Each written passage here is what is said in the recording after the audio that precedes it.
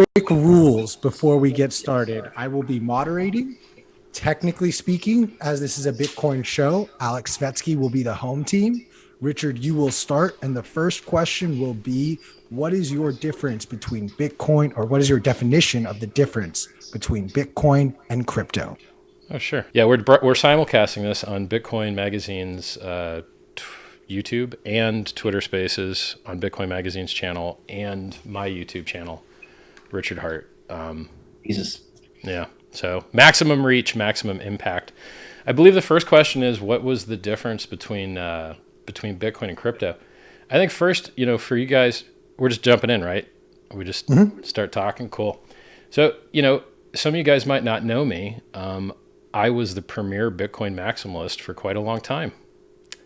I said wonderful things about Bitcoin, terrible things about everything else. And it was awesome when everything else sucked.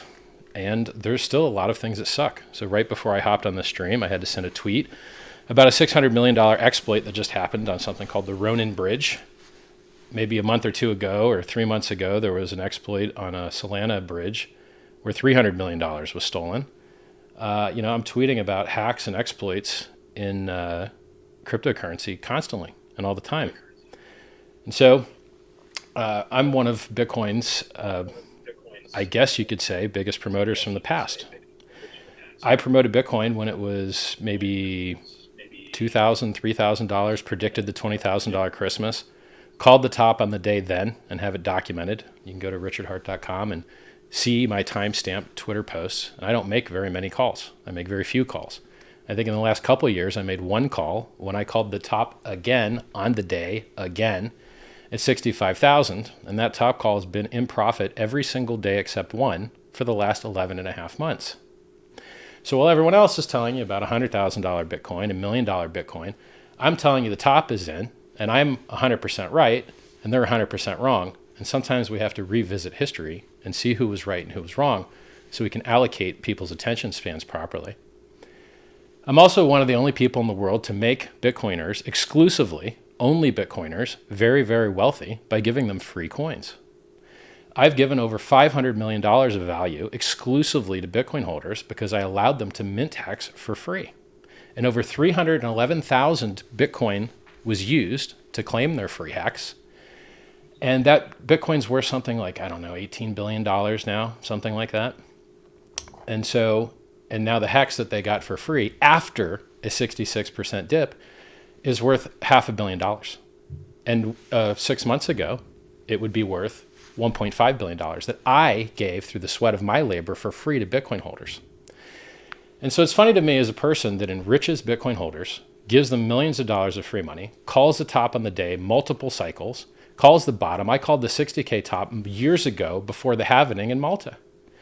I get people to take their keys off of exchanges so that they have self-sovereignty, so they don't have Mt. Gox coming from them. Oh, and by the way, Mt. Gox will be handing out those Bitcoin for sale at some point, 140,000 of them, which is about, a lot of money. What's 140,000 times 50 grand? A lot of money. $7 billion maybe? 7 million. No, 7 billion would be. If people would listen to me and remove the counterparty risk, which was Bitcoin was invented to do, and Bitcoin was invented to get rid of middlemen, but Bitcoiners suck middleman D all day, every day, because they don't have a choice. If you want to earn yield on your Bitcoin, for instance, Mr. Svetsky, I did a little bit of debate prep. I watched the interview with him and a guy named BitBoy. He says that he can't sell his Bitcoin. He's got it locked up for how long? How long did you say you have your Bitcoin locked up for? Let me unmute both things. There's not a time limit to it, but I've done it in such a way that it's extraordinarily difficult for me to get access to my Bitcoin probably for the next 10 or 20 years. Well, I could show you how to use Bitcoin better if you want. There's a function called check lock time verify, and you can lock up your Bitcoin and not have to worry about it at all because you won't be able to touch it at all. Yeah, I looked at that, but at the time, I set it up in such a way that now for me to go back and do that is just really difficult. So it's well stored. So I'm pretty happy with the setup at the moment. It's not ideal, could be better, but I got great news for you. So what he did, you might be able to consider smart. Delaying gratification and spending more time in the market is better than trying to time the market. And if you have a product that has product market fit, like Bitcoin has, you're very likely going to do better holding on to it than trying to call tops and bottoms, because almost no one can do it, which is why I brag about it, because literally no one else calls top on the day. Just me. Nobody else. So now imagine you could do what he just suggested, which if more people did it, imagine you bought Bitcoin at $1, and instead of selling it at 10 or 100 or 1,000, you held it to 70,000. Boy, you'd have so much more money. There'd be so much more millionaires in the world, Bitcoin millionaires. But imagine... Richard, I hate to interrupt you, but you just have to unmute on Spaces real quick. Sorry. Thank you. Hey, my pleasure. I need the help. So imagine that instead of delaying gratification as he has, which I assume has absolutely no yield because he probably doesn't like counterparty risk.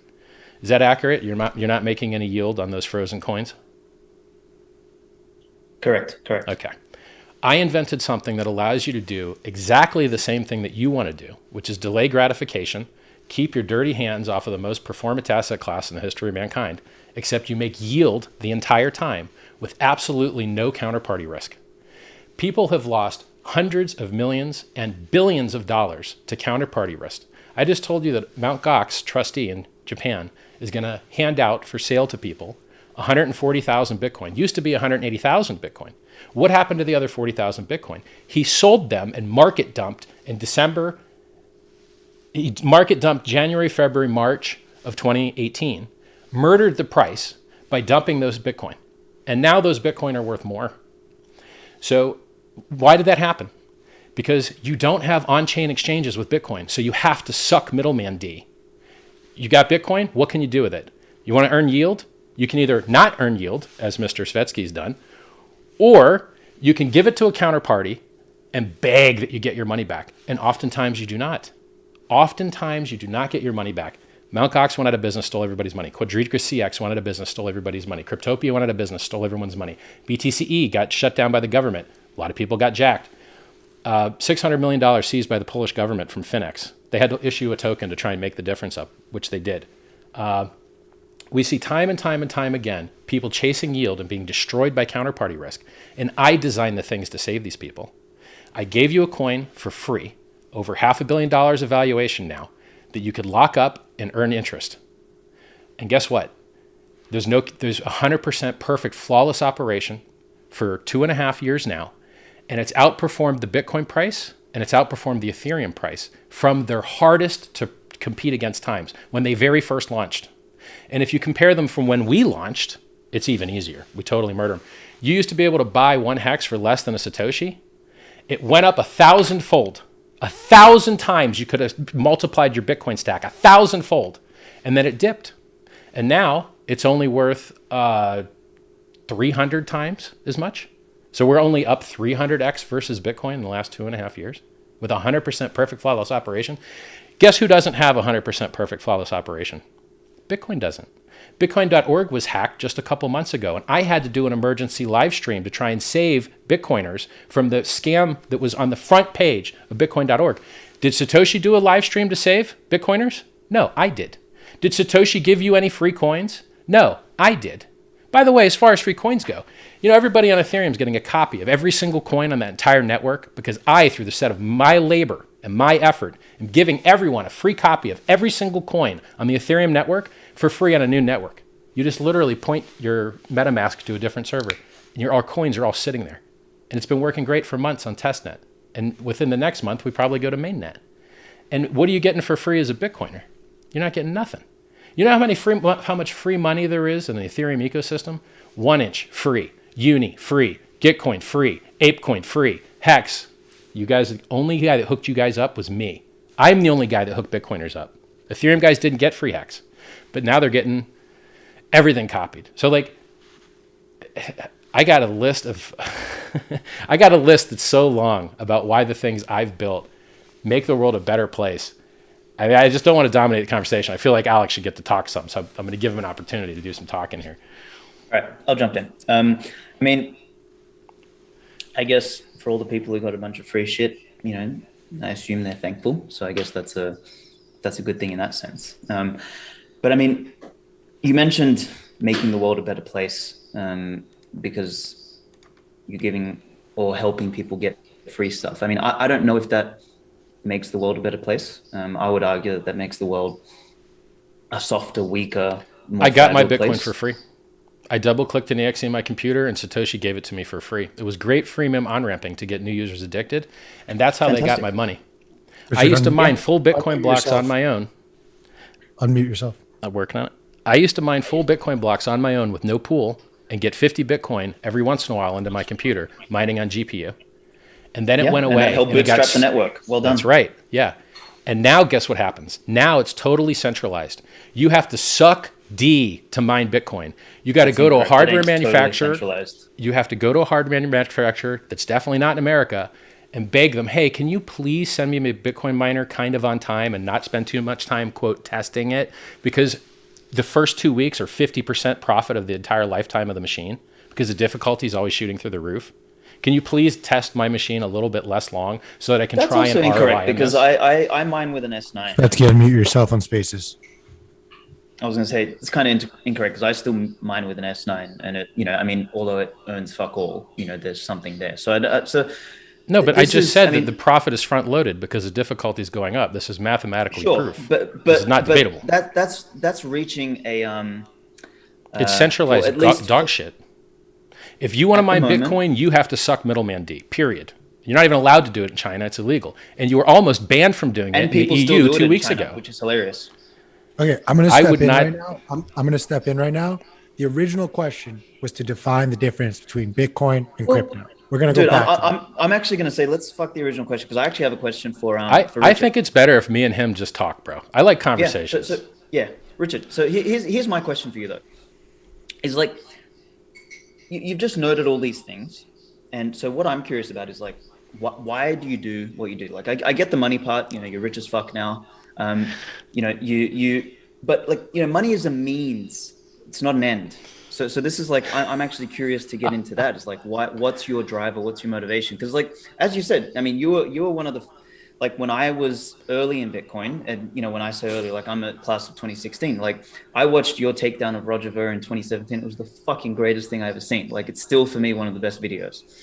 So you were like Thank you. one of the most eloquent, at least in my eyes, like Bitcoiners at the time. But then you kind of, and don't take this the wrong way, but in my mind, like you went full retard. Like you went straight off the fucking rails, and it was kind of like you got pissed off that Bitcoin crashed, and you thought that you were gonna get fucking rich, and then then that didn't happen. So instead, you decided to roll your own shitcoin and create something. Like so that's my perception. So tell me like what's the driver behind why you're doing what you're doing? Because it can't be just like this idea of I just want to make you're not Jesus Christ, out here sacrificing yourself to make people fucking rich. Like, so what's the driver for you? I am so glad you asked that. As a matter of fact, that question is so good, people are going to think that I paid you to ask that. Hi, I'm Richard Hart. I'm the best human being in this entire industry. So I'll just give you some proof of that real quick. If you scroll back to my oldest YouTube videos, long before I ever mentioned crypto to anybody publicly, I get people to stop smoking, stop drinking, stop gambling, stop trading, drink more water, be healthier human beings. I've published multiple self-help books for free that you can go download at t.me/scivive. I have received thousands of emails from people whose lives I have saved. I've also raised $27 million for medical research to save your life. So as far as people in cryptocurrencies go, I'm basically like a god. So even people that hate me, I get money raised to save their lives. People that have their coins on exchange and get wrecked trading, I save their lives. I get them to delay gratification. On the Bitcoin chart, you know what you see? You see a lot of wicks to the upside with liquidated shorts. Those are people whose lives are destroyed. There's no wicks to the upside in the hex chart because there's no place to short it, so there's no liquidation. That's called the market cleaning up. All that kind of shit is perfectly normal. Like that kind of stuff. No, destroying people's lives is not good. No. People who play with fire, unless they get burnt, they do not Nope. learn. No, it's not true. So that what you're talking about there is basically a central banker's idea of we remove the pain receptor so that people never feel the pain of making poor decisions. If someone is stupid enough to make a fucking poor decision, like go 100x long on Bitcoin, trying to get rich quick, which the premise of that idea in the first place is fucking wrong. Like the whole point of accumulating wealth is to add some value to life, not sit on a fucking computer and jerk off while you're fucking placing longs on BitNex. Like that is not adding any value to fucking society. So as a result, the market cleans out those people who came to get fucking rich quick. So, there's a saying in markets, which is, bears get rich, bulls get rich, and pigs get slaughtered. So that kind of stuff is perfectly natural. It's a good thing. No, bro. You're just not a good teacher is the difference, okay? I took home economics when I was in school, and they taught me that when you're cooking, you turn the pan handle away from where you're walking so you don't walk by it and bump it and burn the living crap out of your leg and have hot oil and a mutated leg for the rest of your life. And when I would teach home economics, if I were to, I would teach kids not to burn their legs off. But with your type of bad education style, you think the only way to teach people is from them getting wrecked. And I assure you it's not the case.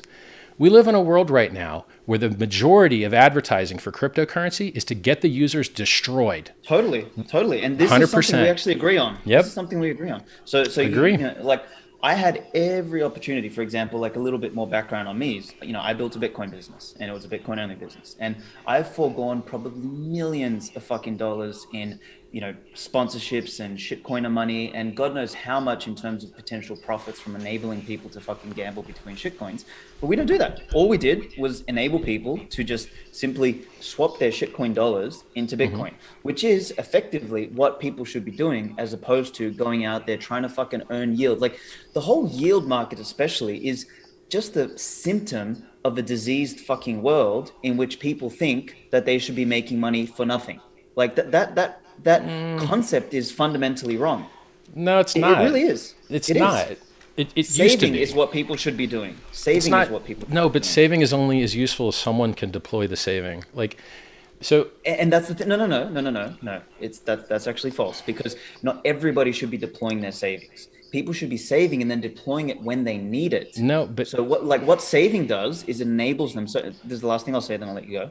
But saving enables people to plan for the future. So it lowers uncertainty across time. So if what you were saying was true, you would have disproved capital efficiency in lending markets. It's not the case. Some people are better at allocating capital than other people, which is why we have C-level executives, and which is why dumb noobs are actually prevented from doing whatever they want with their money, which is why we have accredited investor laws. Because when we didn't have accredited investor laws, people would get... laws are a great idea, are they? I'm not telling you that they're a great idea. I'm telling you why they were created. It's so easy in the libertarian mindset to forget how we ended up with all these over-restrictive laws. The reason we have too many laws and over-restricted laws is because the government keeps appealing to good excuses, and the people are too stupid to see through the, quote, good excuse. So I'll give an example. But then what it does is it creates a cushion for morons to keep doing the thing that they shouldn't be doing. There's only three ways that you can solve the people getting scammed problem. There's only three ways, and I have the best way. I'm going to tell you the two ways that suck. Create a scam. To create things that are awesome that use the same tactics scams use so that you can outcompete the scams. There's a big difference. Force multipliers are not intention. They multiply force. You can use a firearm to save people, or you can use a firearm to harm people. You can use martial arts to save people, or you can use martial arts to harm people. And you could use powerful marketing techniques. I dress like a clown because it's effective. I don't dress like a clown because I particularly just love advertising other people's brands over my own. I'm leeching other brands that have already spent hundreds of years developing brand loyalty to pivot their customers into things that could save their lives. Very tactically efficient with what I do, which is why Hex went up over 1,000,000% in 623 days. 1,000,000% before staking. If you'd staked, you'd be up 2,000,000%, 2.5. There was another inflation bug, which means print as much Bitcoin as you want. If you're gonna make a point about a force multiplier, don't try and conflate that Hex is a competitor to Bitcoin. Because it is, as far as I understand. It is. Really? Yes. So you believe that the world at some point is going to converge upon Hex as a standard of money that the world should operate on? You're looking at a big S-curve staring you at the face with elongated cycles and limp dick pumps. You got basically negative returns annually right now. My Rolexes have outperformed you. All the meme stocks have outperformed you. All the coins have outperformed you. You're holding the top of an S adoption curve. Do you know what happens after the top of the S adoption curve? Everything just goes flat, man, which is why your returns are flat. You're not early. You know how old Bitcoin is? Bitcoin's 12 or 13 years old now. You're not early, bro. You're late. Correct. And In a that's the reason your 200-year gains are cycle. going to continue to suck. And your roadmap sucks too. When I used to defend Bitcoin, a block size increase was on the roadmap from Blockstream. Bitcoin Core, Blockstream, literally had a Bitcoin block size increase on the roadmap. Did we ever get it? No. And I fought for UASF, and I fought for Neo2x. No, but we should have got it because computers got faster and throughput got faster. Not at all. Yes, they Not did. at all. That's. I mean, that doesn't matter. Like all of that is irrelevant. So, Like, so whole everything in point the of world Bitcoin- gets faster and more throughput except Bitcoin because it's a magical Correct. exception. It can't make No. progress. Bitcoin's making perfect progress. I No, it's mean, not. you know, yes, Bitcoin continues. Like here's the thing: the world around us is crumbling. Looking at what due chart? to What chart are you looking at that's showing you Have a Bitcoin's look at- killing it?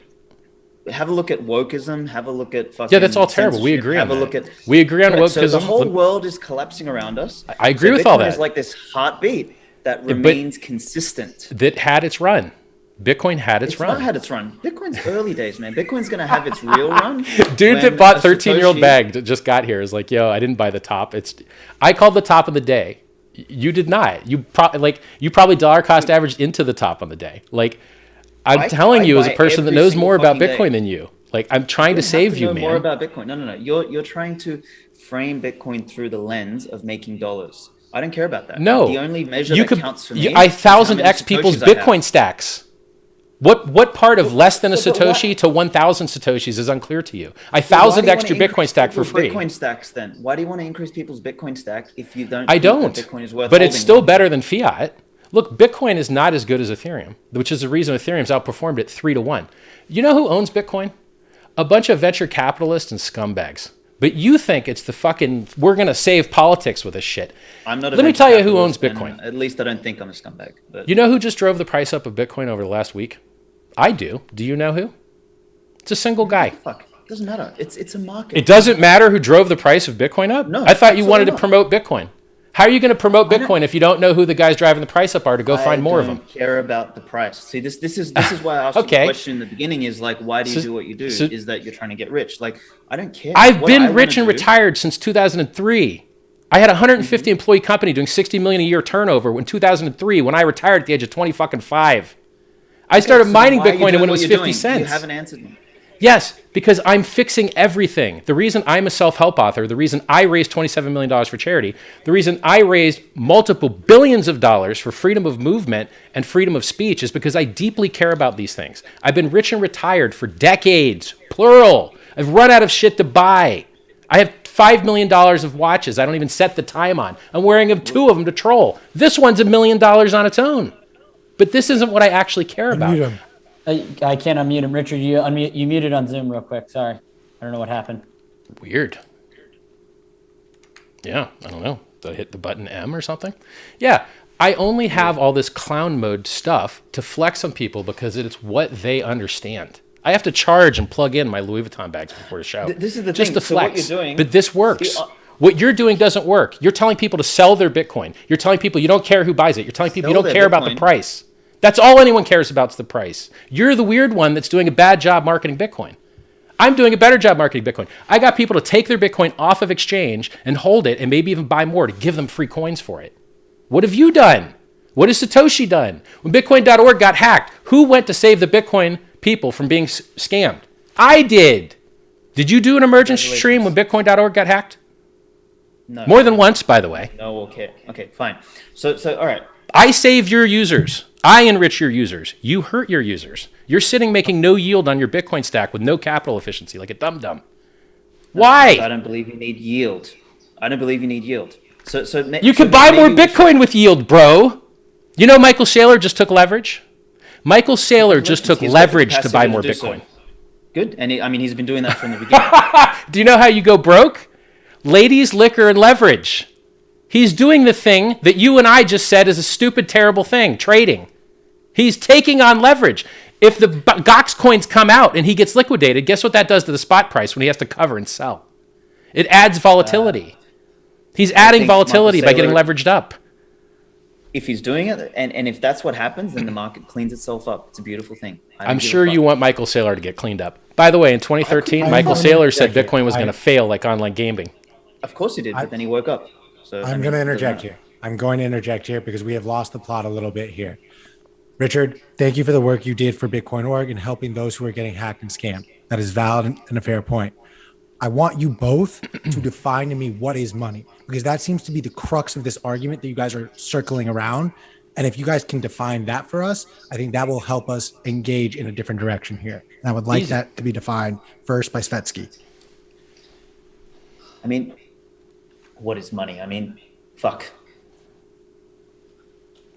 I got it. If you don't got it, bro, it's okay. It's a standard definition. It's the technology we use. Is my fucking, are both my mics on? I think they are. Okay. It's the technology human beings use to codify the product of their labor so that at some point they can interact and cooperate with someone else. It's like the fucking language of value, right? So we need a means. So in order for human beings to cooperate and to interact, we need a means via which to codify, to store the product of one's labor, and then to exchange it with another down the track across time and space. Like that's effectively the metaphysical function of money, you know, and the only thing that changes is the object we use as money. You know, that's why we've used fucking seashells and rocks and this and that. We've been experimenting until we've reached what I believe is the apex version of money, which is Bitcoin. It places money into the realm of the physical laws of the universe. Like no one here on this call can change the speed of light. We can't change thermodynamics. We can't change fucking shit. We also can't change Bitcoin's rules. And it's sort of that's the innovation to me. It's not about getting fucking rich. It's not about, making pumper fucking mentals. Like, you know, that's not the premise here. Like Bitcoin is about placing money outside of anyone's capacity to influence, control, manipulate. And as a result, it puts people on a level playing field. And I don't mean a level playing field for some fucking goal of equality. I mean that then people can actually compete fairly without fucking leeches being able to, who don't add value, be able to fucking enrich themselves at the expense of everyone else, which is the whole fucking problem of fiat. Like that's why Bitcoin is replacing fiat, is that these clowns, like the fucking nursing home, you know, Bidens and Jay Powells and fucking Lagardes of the world, they add zero value to society, but they still enrich themselves by leeching productive capacity from the rest of the world, by creating money supply out of nothing. That is the whole fucking problem we're trying to solve by placing money outside of everyone's hands. So that's my frame. And that's where I start. And that's the problem that we're trying to solve, not trying to make fucking people rich. I don't give a fuck about people being rich. If you're going to get rich, go and do something fucking useful, not fucking sit there, trade shitcoins. Like it doesn't make sense to me. So anyway, that's my point. Richard, same question to you. My pleasure. The standard definition you'll pull out of Wikipedia for what money is it's something that is durable. You can tell that it's not counterfeited. You can split it up into a bunch of parts. You have some hope that it maintains its value. It's scarce. So scarce, divisible, durable, that's all fine and good. But what we've seen is that everything that people call monies today suck. They're terrible. They have basically lifespans of 50 years, which are fiat currencies. They all go to zero over time. They print them out of thin air, which steals from savers. It causes boom and bust cycles of misinvestment and malinvestment. You give the money to the wrong people, it empowers a military-industrial complex. They don't have to pass war taxes, so they go and blow people up constantly with money that was stolen from the people, but people don't realize it stole from them. And then I've got unique takes on this that other people have never heard of before, which is why I'm a thought leader. So imagine a world where you've driven up all the prices by printing money out of thin air, stealing all the value from the money people tried to save. Now they have to pay capital gains tax if they sell something because it has fake gains on paper, and you tax them on the theft. So first you steal the money of their value, then you tax them because the fake value went up on the, quote, gains. And then if if they magically get wages, it kicks them into higher income tax brackets. It's a huge giant racket. And Bitcoin is better than fiat, but let's say, could we pick a weaker target? No, we could not. So while Bitcoin is better than fiat, it hasn't been better than Tesla stock. It hasn't been better than my Rolexes since you reached the top of the S-curve. Since every scumbag venture capitalist has more Bitcoin than you'll ever have in your entire life. The people that hacked Bitfinex had $2 billion of Bitcoin. Draper's got billions. Winklevi has billions. Chamath has billions. Do Kwon of the stablecoin UST just pumped the price this week, and he's buying 2 billion and already executed a purchase for $1.5 billion. So while you think you're saving the world, how much? He's buying 1 billion. No, he already bought one. Well, he drove the price up. So he purchased 28,000 BTC so far. All of this is irrelevant to the definition of money, though. What are you talking about? First of all, I gave you the standard definition from Wikipedia, so you can't even argue with that. Is that your definition? No, my definition is that the only thing that matters is goods and services, and everything else is accounting. And so if you can get the accounting to be more efficient, with less middlemen, with less counterparty risk. So for instance, Bitcoin doesn't address stablecoins, which people desperately need, and it doesn't address them, so they have to go somewhere else. Bitcoin doesn't address other tokens, which people desperately need. So if you want an affinity token or you want to monetize your audience, you can do that with NFTs or other mechanisms on Ethereum, which is why you see hundreds of thousands of users on Ethereum that will never use Bitcoin ever. They need higher throughput finality. How's the NFTs going for people? I hate NFTs. I think they're disgusting. But the fact that they get them into the game so that they might buy something good is better than them buying GME meme stock, which is what's being shoved down their throat currently. What's being shoved down everyone's throats currently is margin trading. FTX buys all the ads. They want you to get wrecked margin trading on a side bet where no one has to buy real Bitcoin. They just make all the money on the side bet house. Same with eToro. eToro at the top of their website says, that's right. eToro at the top of their website says 67% of people lose with us. And it's misleading because the people that lose more than the people that win. And they have all the ads on all the race cars and all the sports games. And the guys that have the real honest projects that save the users, we can't buy ads. Now, we have had a NASCAR. Bitcoin's never had a NASCAR. We've had ads on, radio, Pretty television. sure Bitcoin had an F1, but who gives a fuck? Like, the thing is, Bitcoin's not... This is the thing, though. It's like, what you're suggesting is that we agree that fiat money is... I have a higher throughput, lower fee, more feature set full, more secure solution to everything that Bitcoin's trying to do. Correct, but the problem you is just don't know about you have it. No, the problem is that you have it. This is the thing. So I am, as much as I'm an arrogant cunt, and as much as I'm a prick, and as much as, people who, hate me and will say all sorts of shit, like, will say whatever, but I know I'm a fucking flawed human being. Like, I am in no position to ever be lord of the money, and I believe that there can be no lords of the money. Certainly. Yeah, but you own Bitcoin where 40% of the supply is in 2,000 addresses. That's what you own. That doesn't you own matter. It doesn't matter? Because he just said it was. It's his point. Tell him. It's not my point. It's his point. Because here's the thing: can Saylor change any of the rules of Bitcoin? Yes, he can, but you just don't know that. And by the way, the speed of light does change based on the medium it's in. And by the way, you can effectively kind of reduce the speed of light by changing your distance, which is why high-frequency trading firms buy fiber optic lines instead of having to use high-throughput infrared. That's not changing the speed of light, though. That's not changing way too big of a claim. No, stop. You're lying. That is not the point. There's way too big of a claim right now that was made that you need to establish, because frankly, I think it's a false claim. Which one? Richard, how in your mind does Michael Saylor have the ability to overthrow and output whatever he wants on the Bitcoin network? Oh, I guess you guys need to review your Andreas Antonopoulos material from 2017, back when we were fighting these battles. I'll quote him for you, even though he's a left woke scumbag. There's 3 parties that get to change the Bitcoin network: exchanges, people that accept it, and the miners, and kind of the software guys. And these 4 guys argue about what's going to happen to the network. And as proof that what I'm saying is 100% true, I will introduce you to something called the hard fork. Do you know why it's called hard? Because it is not backwards compatible. And if you do not upgrade your client, you don't get to run transactions. So sometimes you have soft forks. So for instance, they figured out a way to do SegWit as a soft fork. But then you have other things like Taproot, which I don't think was a soft fork. I think Taproot might have been a hard fork. And if you didn't enjoy that hard fork, there were definitely hard forks in the past, like, we had 6 billion extra Bitcoin. Let's pretend that script didn't happen. And by the way, I hear you talk trash about the Bitcoin Cash guys. A Bitcoin Cash developer caught the last mint as many free Bitcoin as you want bug and responsibly disclosed it instead of minting as many free Bitcoin as he wanted, which the devs lied about and said was a denial of service bug until they had the patch released. And then they're like, actually, by the way, it was also a consensus bug. Anyone could have minted as many free Bitcoin as they wanted. Now, you know how you prevent that? You know how you prevent inflation bugs? Inflation bugs are the worst bugs in all of cryptocurrency. They're the majority of these. You are talking circles around the question I have asked.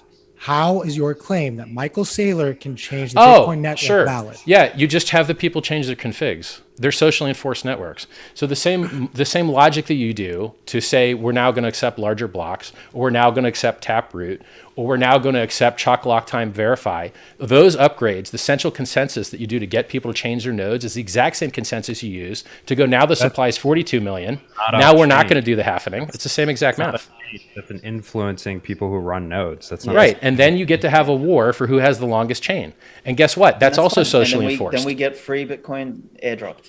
Right. But it's a socially enforced network, or Bitcoin Cash would already be the longest chain because it is a longer chain. All networks are socially enforced. That's right. That's correct. And you use the same enforcement mechanism to change whatever you want. You can change anything you want. This is the beauty of what you mentioned about Bitcoin, because you kind of proved yourself wrong earlier, is that you said that the problem with Bitcoin apparently is that it doesn't evolve and it doesn't change and it doesn't adapt because, everything mostly it doesn't. Faster, better, and all that sort of exactly. So that's the problem. That's that right there, which people think is the problem, is the best thing about Bitcoin, and that is exactly why Saylor let's test can't change shit. He could. Fucking difficult. He just literally created a mining consensus forum. Like, this dude's introducing centralization left and right, just like Blockstream did. He's done nothing with it. Blockstream did the same shit. They released Liquid to compete with Bitcoin. They support Tether. They released cloud mining. These are your Blockstream homies. Okay, these are your squad. All right, they can do whatever they want. Businesses are free. Michael Saylor cannot change Bitcoin. You have failed to answer the question. No, but it's not. No, it's improbable. It is improbable. It would be very hard for him to do. I'd put his success likelihood at like 5%. But it's doable. What you have failed to explain is that the Bitcoin network provides the purest form of democracy. Sorry, Svetsky, I know that it's not. word makes you cringe. No, it's not. Let me finish my point. The third debater has arrived. I'm sorry to interrupt you, sir. Richard, you are on my show. Go ahead. Take your time. I got all night, man. You have to have a 50% consensus to make any of these changes. While Michael Saylor may have introduced certain things to influence mining, so too has Jack Dorsey, and allow the public markets to dictate that. I will not allow for some bold, brandish claim just so that you can get some views or likes. That's not going to happen on this show. You have not refuted the point. I just told you that it is very improbable, and I have it at like a 5% success rate. You're also you're lying about the network. Okay, you're lying about the network, but you don't realize it because you don't have the technical chops. You do not need 51% attack to consensus. Consensus attacks happen at much lower rates. They're just not as likely successful. You can have consensus attacks with 31% of the mining power, which, by the way, Ethereum already has ways to get rid of proof of work attacks. In order to sustain it, you need to be closer up to 80% though. So again, these are all discussions about probabilities. It doesn't matter because the problems you have are code problems, not hash problems. It's stupid to talk about. Michael Saylor's not going to blow his bag out. The miners aren't going to blow their bag out. These are improbable events, but there's no reason to say they're not impossible. It's the same reason when you guys like you say that it's unconfiscatable, but then the government's selling the confiscations every week. It's disgusting. It's a lie. So use correct language. Of someone shutting down Hex, what happens if someone caps you? Oh, nothing. I'm more decentralized than Bitcoin is. Yes. Oh, really? Yes, 100%. Let me explain to you why. Decentralized than Bitcoin? Definitely explain that one. Oh, easily. No problem. So let's take DeFi, decentralized finance. Usually 100% scam in its term. It's usually not decentralized at all because you need to be able to go to a front end and actually use the front end when stuff goes wrong. And most decentralized projects aren't actually decentralized. There's admin keys, and there's one front end run by one guy, and if that guy turns it off, everyone's screwed until they go write a new one. So if I die and hex.com goes offline and go.hex.com goes offline, there's 5 other teams that independently, totally unrelated to me, built their own front ends and their own hardware and their own direct ledger integrations, their own direct Trezor integrations. All that stuff was done at launch. We had full sufficient decentralization at launch. 5 teams is your decentralization? Yeah, probably. That's your claim that it's more decentralized than Bitcoin. You have 5 independent. How many Bitcoin mining pools are there? How many miner hardware companies are there? You need to look at your own house, brother. And let me teach you something else about decentralization. There's something called just-in-time decentralization. So let me give an example. Infura went down. Did Ethereum go down? No. Do you know why? Because we were ready for it. You literally click in MetaMask a single box that says network. You click add, and then you copy paste someone else's node in there. You can run your own node if you want, but you don't have to. There's 10 other guys that have their own nodes running.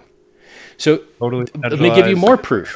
EOS has 21 nodes. Have they been going down? BSC has 21 nodes. Have they been going down? Everyone is centralized out the yin yang in low double digits because it's more than enough, because regulatory attacks aren't occurring. And if regulatory attacks were occurring, we would use the social consensus to change the proof of work or change the number of validators or change which validators were valid. The same way if the Bitcoin, if the government decided to impede the 5 guys that'll sell you a Bitcoin miner, of which maybe 2 or 3 could possibly be profitable.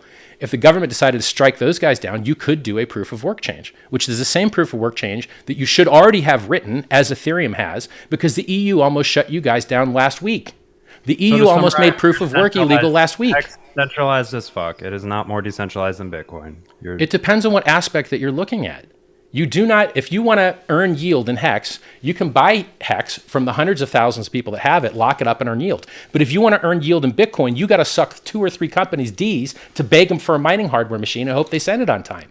Certain aspects of my system are vastly more decentralized. They're furthermore more secure, which is why we've never had an inflation bug. Ethereum's never had an inflation bug. Hex has never had an inflation bug, but you guys have had 2. Dude, you're talking about things that occurred in the past in the early days of Bitcoin, which are part But they're going of to its occur again because you don't have a bug bounty Then- program, you don't have audits, you don't have modularity, you have your wallet none of touching that's your needed. network having. You don't know None of anything that's about needed. software design, dude. I know more I about do. I software actually design built than a you. software company. So it's all Really? good. So where's the Bitcoin written spec that you could design a client to? It doesn't don't need exist. to. It doesn't exist. Need that because Right. Bitcoin sits there. Have you read and the it critical allows people to vulnerabilities? build and engineer around it. Have Okay? you That's read the whole critical point. vulnerabilities list of Bitcoin Core? It's very long, and there's been a Not ton of them. recently. Do you know why they're called critical? Because they're really big screw ups. Okay. Irrespective, it doesn't matter. They're all probabilistically irrelevant. Do you know it takes 9 Because- months to on-ramp a new Bitcoin developer because the code is spaghetti code? You can't Yeah, it on-ramp a is. new It's super dev. fucking You got to spaghetti send code. your Muted, dev to muted, Chain muted. Code Labs and wait 9 muted months. too. So look, it takes 9 months to on-ramp a new Bitcoin dev because it's spaghetti code that's very easy to screw up, which is why it's been screwed up so many times in the past. Satoshi wasn't actually a good software developer. Most people don't realize that there was a poker client built in to the original software code. But like, the All of huge that is errors were irrelevant. made. And it could be What made better, but matters- you guys put your head in the stand and don't try. No, You have- because you can't trying even to pay make your it own better devs. and change it. Trying to make it better and change it literally defeats the fucking purpose of Bitcoin, which is this unchangeable thing. That's the whole fucking point. So it would rug pull the very promise. that So Bitcoin you don't like represents. Taproot then, right? You don't like Taproot?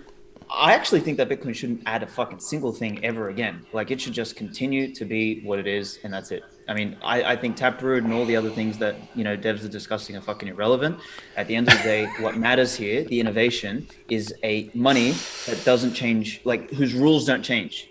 Yeah, but the rules That's do it. change. You're just not paying attention. No, man. the rules have never changed. No. Yes, because there was a my 40% Bitcoin throughput client, my increase node when SegWit was is- adopted. What are you talking about? The throughput went up 40% because the 1 megabyte block limit got weighting and it weighted up to 1.4 megabytes Fine. so that It's there's more still throughput backwards now. compatible. It's still backwards compatible. So for me, that's fine. My node is still backwards compatible all the way.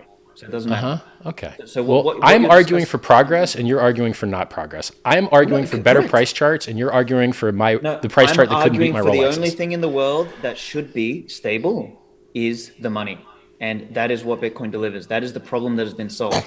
The very fact that you are able, through your influence and through your supposed intellect and through your opinion, influence and change the actual money makes you Lord of the Money, which is the fucking What are you problem we're talking trying about? to solve. I can't change I do not Hex. trust. I can't Yes, change you Hex can. at all. How? Yes, you can. It's Yes, you literally can. Because you're immutable. talking You about can't progress. possibly change it. Hold on, but you're just talking about progress. No, the consensus so rules how- in Hex are locked forever. They cannot be changed.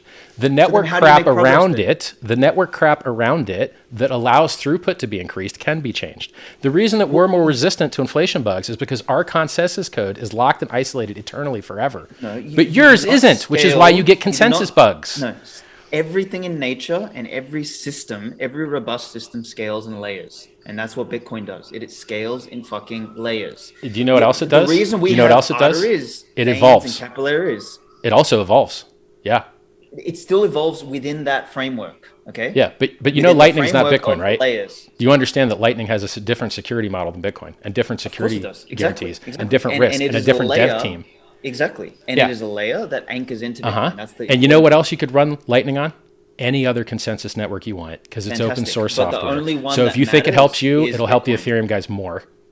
No, not really. Yeah, Because the yeah. Ethereum guys keep changing. Let's test it. The foundation upon which Lightning can be plugged into. Let's So the test whole it. Point, what makes? Let me Who's the finish. premier Lightning wallet? Let me Strike. finish. What do they promote? Fiat with AML KYC. And you guys promote that crap.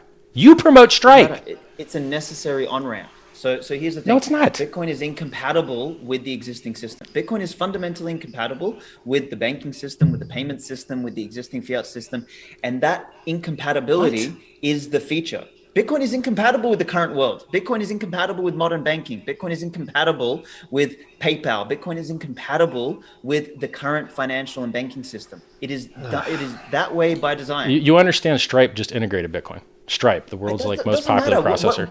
No, listen. What you're missing. What are is you my talking about point. incompatible? Bitcoin, You're just making stuff up. You're just saying stuff that's not true. No, Like, no, why no, are you let lying me about finish Bitcoin? it. Bitcoin's good enough. Are you You gonna don't let have me to lie finish? about it. Are you going to let me finish? Okay. So what I'm saying about Bitcoin's incompatibility is that it doesn't function like the money that we currently have today. You know, when Stripe uses US dollars are some fucking phantom ledger somewhere. In fact, it's not even a fucking ledger anywhere because it's just a bunch of internal ledgers by a bunch of banks, and we don't actually know how many US dollars there are. So it's this made up fucking monopoly funny money, whereas Bitcoin doesn't function in that realm. It is completely incompatible with that. So what we have to do in order to cross the two, No, but everything we you're saying have is to false. build on ramps. No. Bitcoin's entire I accounting just model is described an UTXOs. on-ramp to you, Tell and then me- you just said it sucked. And then you just said it was incompatible when I just showed you a compatible no. thing. I'm just disproving everything you said. The on-ramp is a bridge between two worlds that are incompatible. Bitcoin exists here and fiat exists here. They don't talk to each other. So in order for them to talk to each other, you need to build on-ramps.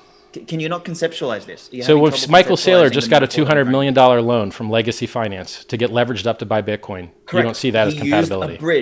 used a bridge. Do you understand? Yes, that bridges make you- things compatible. That's what they do. You're That's- here, so you that's want to what go I'm saying. there, you So that's what I'm compat your saying. butt over there.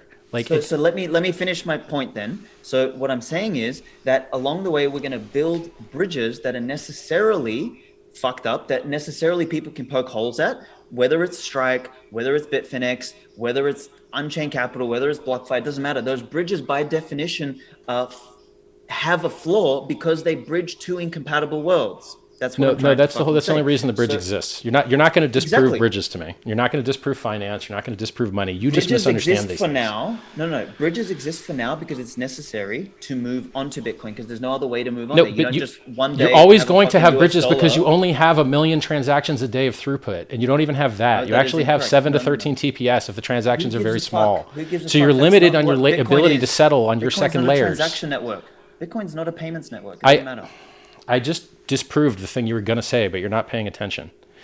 Your ability to settle layer 2 networks is gated by your layer 1 throughput. The reason that Ethereum is trying to change the way that it charges for gas to give an advantage to layer 2 networks is so that they can never have gonna more work. throughput on layer 2. never It's gonna already work. working. It's never going to It's work. already It's working. not It's gonna already work. been working for a Ethereum year. cannot scale. No, Ethereum cannot scale. Ethereum has No increased the gas network- limit how many times? 10 times, and it's worked just fine, it's which is still why not they gonna get work. 10 times the fees you guys get. You guys used to brag that Bitcoin was the thing that got all the use because people paid all the fees on it, and now you make less than a tenth of what the Ethereum miners make. Thanks to NFTs and thanks Well, to every other fucking shitcoin that's Yeah. being launched. Okay, No, so, I mean, so you well, can't thanks use that because as they an have a argument. ton of demand and not much From- supply. And I'm From helping a new solve Ponzi that. every 6 months. From a new Ponzi every No, 6 but months. you just Like, have a of course worse you're gonna have Ponzi is demand what in you don't shit as well. understand. There's no base demand for Bitcoin. It's a speculative investment. It's a risk-on investment. When the stock market base dies, demand- Bitcoin dies. When the stock market goes up, Bitcoin goes up. Bitcoin's dropped 85% 4 times. It dropped 65% in doing 2 that. weeks for COVID. Don't tell me it's the blue chip when you only outperformed Dogecoin care by about 10%. blue chip, dude. And you didn't even actually Dude, I don't care outperform about it. blue Dogecoin chip. is still up I don't versus care Bitcoin. about blue chip. You're again, once again, framing my position on Bitcoin. Well, I'm through glad one of us something is. about Because you're not gains. doing a good job framing your arguments. No, I don't care about the gains that are involved in Bitcoin. Like, I'm not here. Don't you to understand that money make is a war for liquidity and the most liquid money is more useful? Don't you understand that? And Bitcoin is still winning that war. It's and it'll Econ keep 101. winning that war because it doesn't change. It's barely Thing. winning it. So what'll Barely. happen is everything is going to keep cycling. And as people fucking get washed up, and as they get cleaned up, as they get into the wrong Ponzi's, You guys were about to get flipped by Ethereum by everything 2x. is going to flow back into Bitcoin. Ethereum was a 2x away from flipping you. Ethereum outperformed you from the COVID dip 3-fold. I outperformed you 1,000-fold. You guys are underperforming in every measurable metric, but you're not measuring the world. Nancy Pelosi also outperformed most hedge No, fund but there's a managers difference as well. That between doesn't using make her insider fucking better, information okay? and giving people a choice and then choosing the better thing. You are the insider in the shitcoin situation, because you're. It's a good thing I tell you all the stuff you're for free. creating it yourself. It's a good thing I called the Fantastic. Bitcoin top on the day for free. I mean, Nancy Pelosi also had a tracker on Twitter, so that was telling everyone things. They too. banned So, it. like at the Okay, end of the day, Cancel culture. I have a question for Richard. Go ahead. Yeah. You, as this insider who is helping everyone, Yep. that is an assumption that you are telling the truth. How I just or what- verified all. I give you the links. How or what reason do we have to buy into what you say? Tomorrow you could wake up and change something in your protocol because Nope. you yourself control it. It doesn't work that way. I live. Explain that deeper. You could Sure. if you needed to. Ready? Here we go. I say to my devs, hey devs, The we're doing the contradictions. world's largest airdrop. We're giving everyone a free copy of everything on the Ethereum network, every single coin, free copy, and then we're incentivizing people with a token to bridge in liquidity to back their Inflation. PRC20 to ERC20 value. Okay? You know what would be awesome? It would be awesome if we didn't have to give any coins to those scumbag exchanges that steal everyone's money, rob everyone's money, don't give the users their money. It's disgusting. When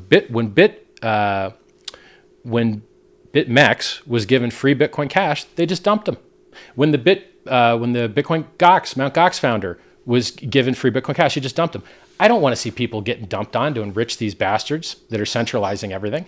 So I asked my devs, I'm like, hey devs, can we just not give PRC20s to these addresses that we know are exchanges? And they're like, actually, no, it's actually really hard because these contracts have interdependencies with all these other contracts and they're their own isolated things. And whereas we can edit the Ethereum balances and reduce by 1.2 million X the amount that the original Ethereum holders get. So Vitalik's got 300,000 Ethereum. He's only going to get $30 of free Pulse. Everybody else is sacrificed for charity, right? They're going to get tons more free Pulse because it's in a different ledger basically. And so there's things and then other people, some guy said, hey, Richard, all those coins that were sent to the address that are locked there forever. If you send an ERC20 directly to the contract address, usually it's lost forever. No one can ever access it. There are very few exceptions where there's admin keys like Tether or Circle can use their admin keys to just invalidate those coins that would have otherwise been locked forever and then hook the user up and give them to the user with, AML, KYC or whatever. But on real coins that don't have admin keys like mine, I can't change anything. It's just locked forever. When Ethereum decided to make some changes that I didn't like in the network, I knew that I had to create a whole new network because I couldn't edit or change anything in the original network. It's immutable. It's unchangeable. It cannot be changed. You need a nice editable network. But You can only minimize trust so far. There is a limit. You have to trust your keyboard. You have to trust your eyes. What you said to start this answering my question was you go to the developers and you say to the developers that we're going to do this. So that And then they told me you tells- can't. It's not doable. Yeah. So The but then you finish your design answer of the with- system makes it impossible to do. I cannot change the hex code no matter what. I cannot go and edit people's ERC20 balances. You fucking edit it or not? Which one is it? You How can't. centralized? You cannot change it. It's unchangeable. I don't know what part of immutable is Hold unclear on. to you. You The did- hex you code did cannot be say- changed. Period. Ever. Okay. You did just say. I had to make a whole new network. That you, And even on that one, it's not changed. but you just said, hold on. Your words were, I had to make a whole new network Yeah. because when Vitalik changed something, Yes. it affected me. So we wanted Yep. to have more ability to influence our own network. Yes. They were your words, roughly. Yep. So I don't understand what that means. The ability That's what to freedom influence your looks own like. network. No. Well, okay, fine. Do you know what free and I open have a source comment- means? Do you know how Bitcoin's free and open source? The free and Fantastic. open I part have means a- please copy it and make it better, and then we'll adopt some of those changes in. Cool. Which I believed that So story you- until I found out it was false. You're never going to adopt anything. Which is why you don't have on-chain exchange. You don't have anonymity. Everyone that tries to use anonymity in Bitcoin gets wrecked. The poor people that had 1.2 billion that they stole from Finex, they couldn't even launder it properly because you guys don't have anonymity in your system. But if they'd used Tornado Cash with we- ZK snarks, I bet they wouldn't have got people caught. that- We shouldn't have anonymity on a on the cloud. base chain anyway. What? Sorry, Alex? Svetsky, you go. Svetsky, you Oh, continue. Okay, just all right. poor people that kept their private keys on the cloud. Like, what are you talking about, bro? No, they had multiple failures. That was just one of their failures. They also failed at the mixing level. And if you don't want their reference for failing at the Nothing to mixing do with level, I could Bitcoin give you. fundamentally. Yes, it does. Yeah. Yes, it does. not really. Having Not really. ZK Snarks technology for anonymity in the protocol is safer than ring signatures with hoping a that's- bunch of guys are in your anonymity set. That they're not colluding. That's gonna create another fucking angle or another vector for a potential problem. No, Okay, so better and yes, it will. better and worse software exist, and ZK Snarks are superior to ring signatures. Fact. No, Period. There's no again, arguing. That creates a hard fork. So that presupposes What? the idea that someone implementing that on Bitcoin on the fucking base layer presupposes. That's that right. someone You'll has never the have it authority because you to guys have change no it. roadmap because Correct. your stuff sucks, but everyone else has it. No, it doesn't. Because we have Okay, hold on, EVM. let me finish. We have turn completion.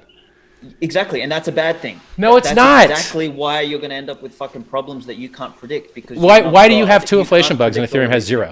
Tell me, software guy. Why does Ethereum have bug bounty program and you don't?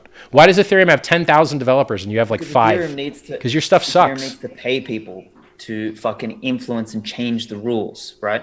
No, they don't. Let me just. I'm doing it I for wanna touch on free. Something you mentioned earlier. I want to mention something earlier. So you mentioned, dropping, airdrops and all this sort of stuff. Like, Yes. For me, that It's not sounds just like me. you're literally It's like everybody. Everybody, exactly. So you're literally marketing the fact that you're. We're able doing to what create Satoshi inflation did. out of We're thin air. giving Listen, RA free coins to on-ramp you're users, cr- just like Satoshi did. Yes. Fucking let me finish. You're creating inflation out of thin air. So Wrong. how does that make you different to the Jerome Powells and all of those of the world who are basically minting money out of thin air? That's effectively what they're doing. You're just doing it. You're performing on a the logical crypto fallacy standard. called the assumption of parts, where you don't understand that one thing is different from another thing. Giving someone How a is it new different? thing Please is not the same as inflating another thing. Giving someone an airline mile is not the same thing as giving them a real ticket. They're different. They're not the same thing. Giving someone a different coin with a different ticker and different When users, it comes to money, a different use when it comes case. to money, it's exactly the same thing. When it comes to money, No, it's but exactly the see, same your thing. problem is you think Bitcoin is money, and you don't understand that money is not as important as store of value. Bitcoin was originally supposed to be a peer-to-peer digital Store of cash. It's value written in the is first an line of the white element paper. money. I'm going to teach you about Bitcoin because I know more about it than you do. Please define cash. Please define cash. We already did that, and I already remember cash, doing it. Not money. Not money. Cash. Define cash. There's a difference between money and cash. Listen, I'm quoting you the Bitcoin white paper. I think that that's fair game in a Bitcoin debate. I'm not crazy. Peer-to-peer digital cash. You can allow people to interact with each other without a middleman by doing timestamping. Use a proof of work network. That's in Bitcoin wrapped up in its entirety. Notice in the white paper, he doesn't mention the halvening. He doesn't mention the one size block limit. He doesn't mention a lot of really other important things in there, but he does mention those things, peer-to-peer digital cash. Do you know who uses Bitcoin as peer-to-peer digital cash today? No one. Do you know why? Because sometimes you have to wait 6 hours to get a transaction through for one confirmation. I used it for dinner, and that was pretty easy for me. No, dude. You're lying. You're just lying at this point. Tell me my lie, please. Tell me. Okay, well, I'll point out the lie. I, for one, I mean, Bitcoin is peer-to-peer digital cash. Like, what the fuck are you talking about? Yeah, me too. I'm talking Like, I about you just guys don't literally have ran enough dinner. throughut to handle any video games currency at all. Any video game. Clash cares of about Clans, video games? anybody. Your network would fall over because you don't have the Who cares? throughput, so you can't use it as cash. Because Period. we're solving a bigger problem. We're solving a bigger Yeah, problem. that's We don't right. give a fuck about the That's video right. games. But you have to be honest about it and say that Bitcoin changed. The original intention of Bitcoin was to be peer-to-peer digital cash. It failed. Then it was to be programmable money. It failed. Then it was store of gold. It succeeded, and thank God because it's a bigger use case. Hey, this Store of refutes your gold. other point that Bitcoin doesn't change. It does change over time, Richard. Yes, Like, you're pitifully not- small amounts. Yes, correct. It got a 40% throughput increase 5 years ago. That's right. Yep. Okay, And that's so- about all it got in 5 years. And do you know what everybody else got? We got a lot. I designed the world's first time deposit. I would have built it on Bitcoin, but it's useless. Try and tell Bitcoin to wake you up in the morning. My phone can wake me up in the morning. Bitcoin can't. You can't program it to do crap. The new features they add, you don't You're even trying use. to build a Rube Goldberg machine. They added- Like, it doesn't matter. No, all hex is matter. Bitcoin. All hex is Bitcoin with a proof of work change. Instead of paying people to destroy the environment, we pay them to hold the price up. We give inflation to stakers to hold the Really? price up. So you're one of the climate change hysterics as well, are you? So It's we not should- hysterics. It's pure math. It's total fucking no. It's not. It's total hysterics. Well, you let me- think we have the capacity to fucking change the fucking climate Hol- because We like, have a capacity are to you- change are the you quality kidding of the air. If you don't think it affects the climate, that's fine. But when you have more Plastics particulates in and the air, more quality people of the die. air in a local It's- area, yes. listen. But that has nothing to do with Bitcoin mining. I don't Bitcoin understand mining- why you love miners. They sell Bitcoin. They buy hardware from weird foreign manufacturers and enrich electricity companies. They sell the Bitcoin price down. They hurt the Bitcoin price. I removed that negative externality. I didn't care about the Bitcoin price. I didn't care about the Bitcoin price. Can we have anyone listening at home, could you please raise your hand if you care about the Bitcoin price? Okay, I care about the Bitcoin price. You know what else I care about? The price of almost anything that I'm associated with. I care about all the prices. What are you, man? Are you a hippie? Why don't you care about prices? What's wrong with you, dude? You don't like getting deals? Is there something mentally wrong with you if you don't understand how important prices are? Do you want me to finish? Yes, please. Do you want me to answer that question? Yes. Or no? You think it's more moral to not know what prices are. It's not. No. I'm not talking about moral. No. For me, the short-term price is purely noise. Oh, short-term. Short-term. Richard, stop. Listen, Please let him finish his Let me point. finish. Chris, mute him. For me, the reason I'm holding Bitcoin, because it's a big fuck you to the existing established state. When I hold my wealth in Bitcoin, no cunt can touch it, no cunt can inflate it, no cunt can take it from me, no dickhead state or fucking bureaucratic government or banker wanker or you or anybody else can fuck with the wealth that I hold. That's why I hold it. For me, it's a big fuck you. That is the primary reason. So it's like a personal sovereignty thing. Now, the fact that I'm so early on something that is going to take multiple decades and multiple centuries to emerge as money, because as the world fucking collapses around us, motherfuckers are going to be running around looking for a place to store the product of their labor, which cannot be fucking taken from them and cannot be changed, or is not fucking designed to be a gaming fucking token. As that occurs, you have a limited fucking supply and you have capital inflow coming in. The price is going in one fucking direction over time. So for me, that longer term trend is the only thing that's important. And I get the opportunity to be early on that because this is a multi-generational transition. You are just fucking impatient and I can fucking see it in you, dude. Like God. You talk about self-help and all that fucking shit, but dude, I don't like, this is going to be me sounding like a cunt, but dude, you can't even control how much fucking food goes into your mouth, for fuck's sake. Like, you know, so like I'm having a heart attack. The gravy got me. Seriously, this short-termism perfectly explains why you and I see Bitcoin differently. Let me ask you a question. Also, when it comes to Richard, Hex is below 15 cents. It has never beat 50 cents. So I don't know what you're on about. It used to be 56.55 cents. That was its 10,000x that it did before staking. Oh, and then wow. it dipped. Yeah. My mistake. 56 cents. Got it. Yes, volatility is the price you pay for the world's best performing asset. That's what I tell people when they ask me why Bitcoin keeps crashing 85 and 95% all the time. I tell them that's the price you pay for the best performing asset. You know what else I tell them? I tell them the best time to buy Bitcoin was when Satoshi owned all the coins, 100%. And when Satoshi was 100% of the miners. And there was no liquidity, and you could barely buy it from one little weird exchange called Magic the Gathering online exchange out of Japan. That was the best time to buy Bitcoin. But then when I give the same opportunity to Bitcoiners again, and give them the ability to mint for free something that has superior design parameters, a better logo, a better brand name, a better website. And Hex is not Bitcoin, and the world is not moving on the Hex standard, okay? Jesus Christ, get your head No, out of you ass. bought the top of an S curve, It all and you buy think into you're your really. fucking scam. It's a centralized scam. Bro, it's fine. If you don't like Hex, maybe you like Pulse Chain. You don't like Pulse Chain, maybe you like PulseX. You don't like PulseX, maybe you like the wallet I'll be releasing. I'm going to continue to build things while you guys keep worshipping ossification. I'm fixing the world. I won't be buying any of that shit. That's fine, bro. You're the person that we make fun of. We take you and we take your chart and we make fun of it. We put the two charts next to each other and we cuckold you and we say, look, we're banging the mad gains while you're watching wanking in the corner. We make fun of you guys. $50,000. What are you talking about? Which one does the market appreciate more? So when I tell you that the best time to buy Bitcoin was when Satoshi owned 100% of the coins, you literally, right after I give you that truth, that droplet of truth, you say the opposite thing as though you learned nothing. You bought the top. The world's richest guy already bought. Yeah, Elon Musk already bought. Nation states have already bought. It's already been made legal in El Salvador. You guys think that's better instead of worse. Pro tip, guys, when people have already bought, they can't move the price up anymore. They can only sell. Which is why you don't understand why everyone outperforms you. Are you seriously assuming that a large... Can't be complicated or fucked with. Alex, let Svetsky go. Your chart is terrible, and I'm telling you why it's terrible, and you're sticking your head in the stand, and you're not letting the information in. You guys are the guys that are outperformed by everything in crypto. You guys are the guys that have no gains. You guys are the guys that have no on-chain exchange, no anonymity, no stable coin, no hope of a roadmap for the future. You guys have your strike lightning guy shilling fiat and AML KYC. You guys lost the plot, and you never updated your worldview. And then you walk into easy traps like asking me what I care about personal development when I'm the only self-help author that I'm aware of in the whole fucking world that made a cryptocurrency and gave it away for free exclusively to Bitcoin holders. Sir, I'm sorry, but just from looking at you, you shouldn't be giving out self-help advice. Yeah, because I'm sure Michael Jordan's coach could dunk on him, right?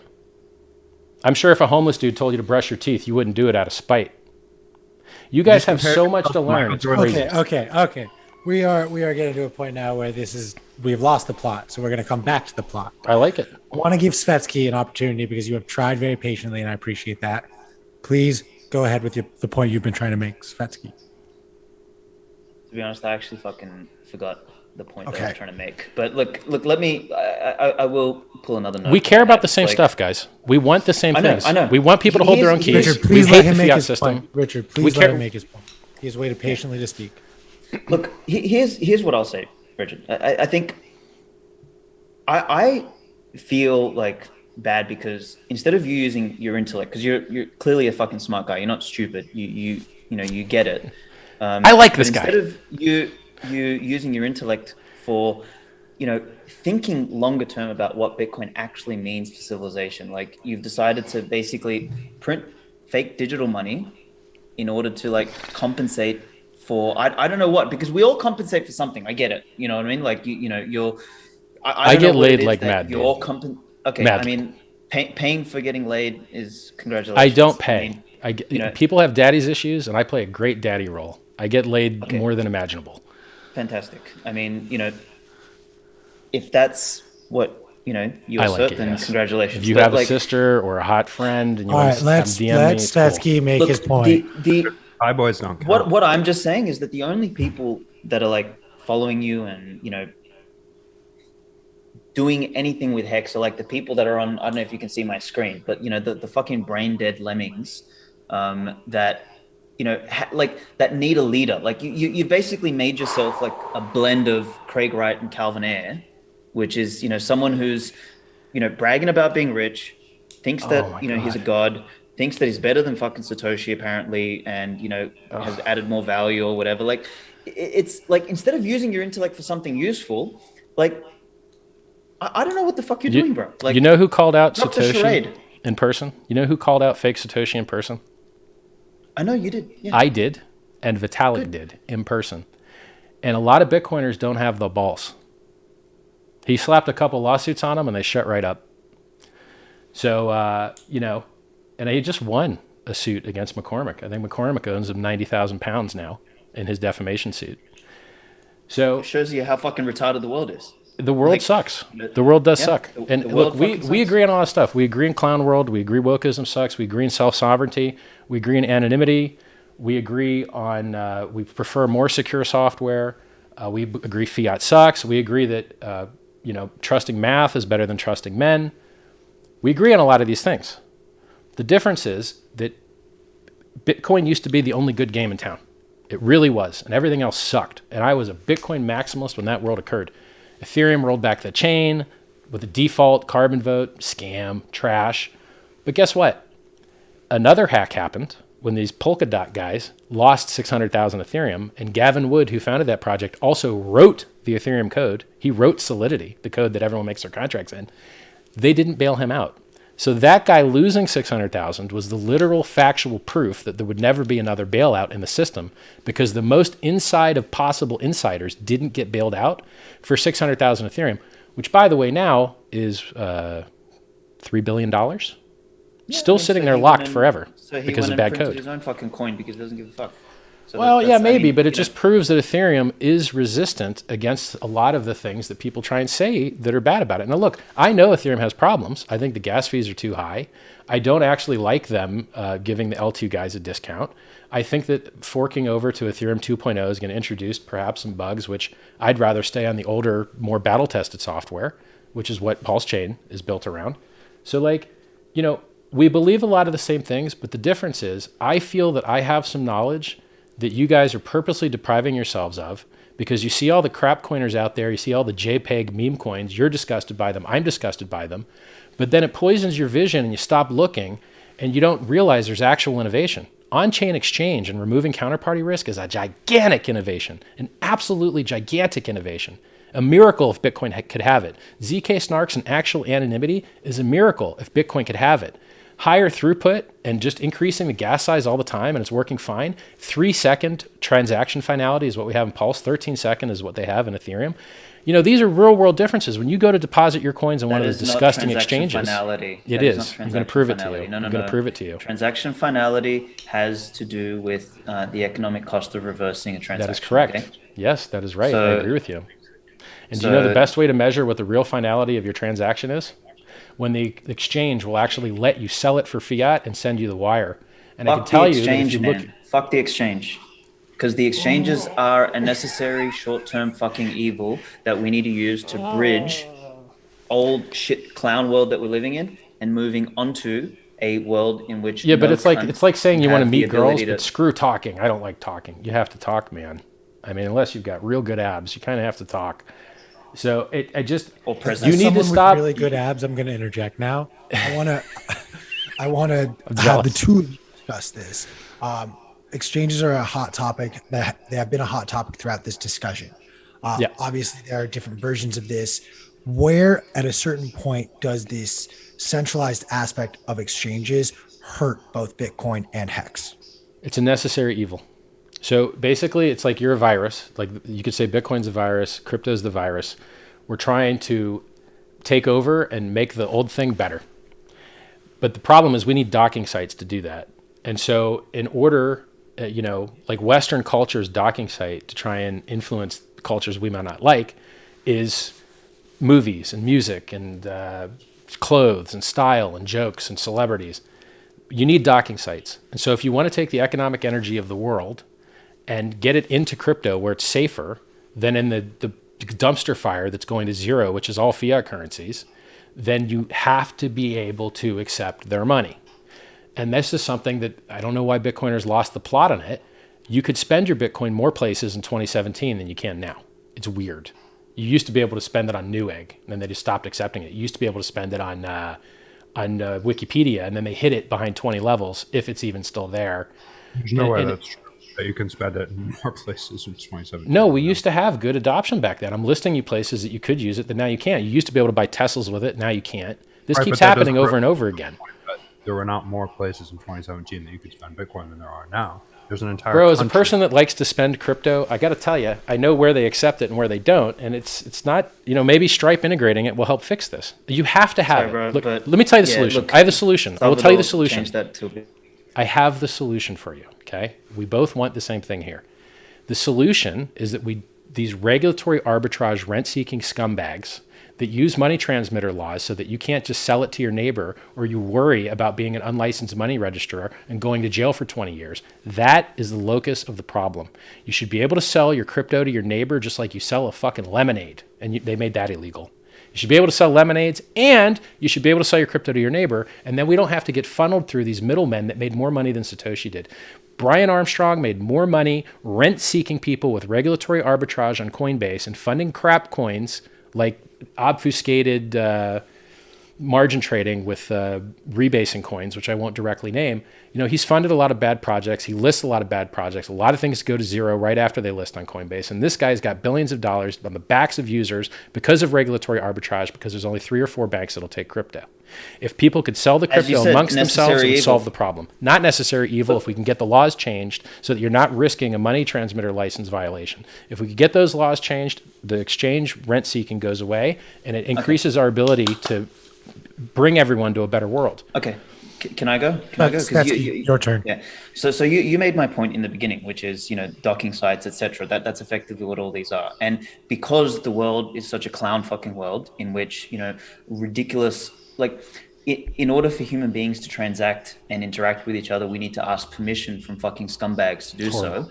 We've had the emergence of products and services such as shitcoin casinos like fucking Coinbase and whatever other, list your shitcoin casino, right? So we agree with that. But this is like... But you're missing out on one thing. I was on-ramped to Bitcoin by a freemium offer of double-clicking and EXEing me on computer, and I was only able to take advantage of that offer because I was a gamer and I had a very strong video card. Freemium on-ramping and coupons is an effective way to on-ramp users, and having different narrative pitches to reach into different people that care about different things. You know, if you want to get the hippies on board, a lot of this corporate mad gain stuff, they hate it. They want to talk about the environment. Okay, we got something for you guys. Oh, you like stupid JPEG monkey pictures. Oh, cool. We got something for you. You have to get these guys engaged, because if you don't get them into crypto, they will go gamble on something worse.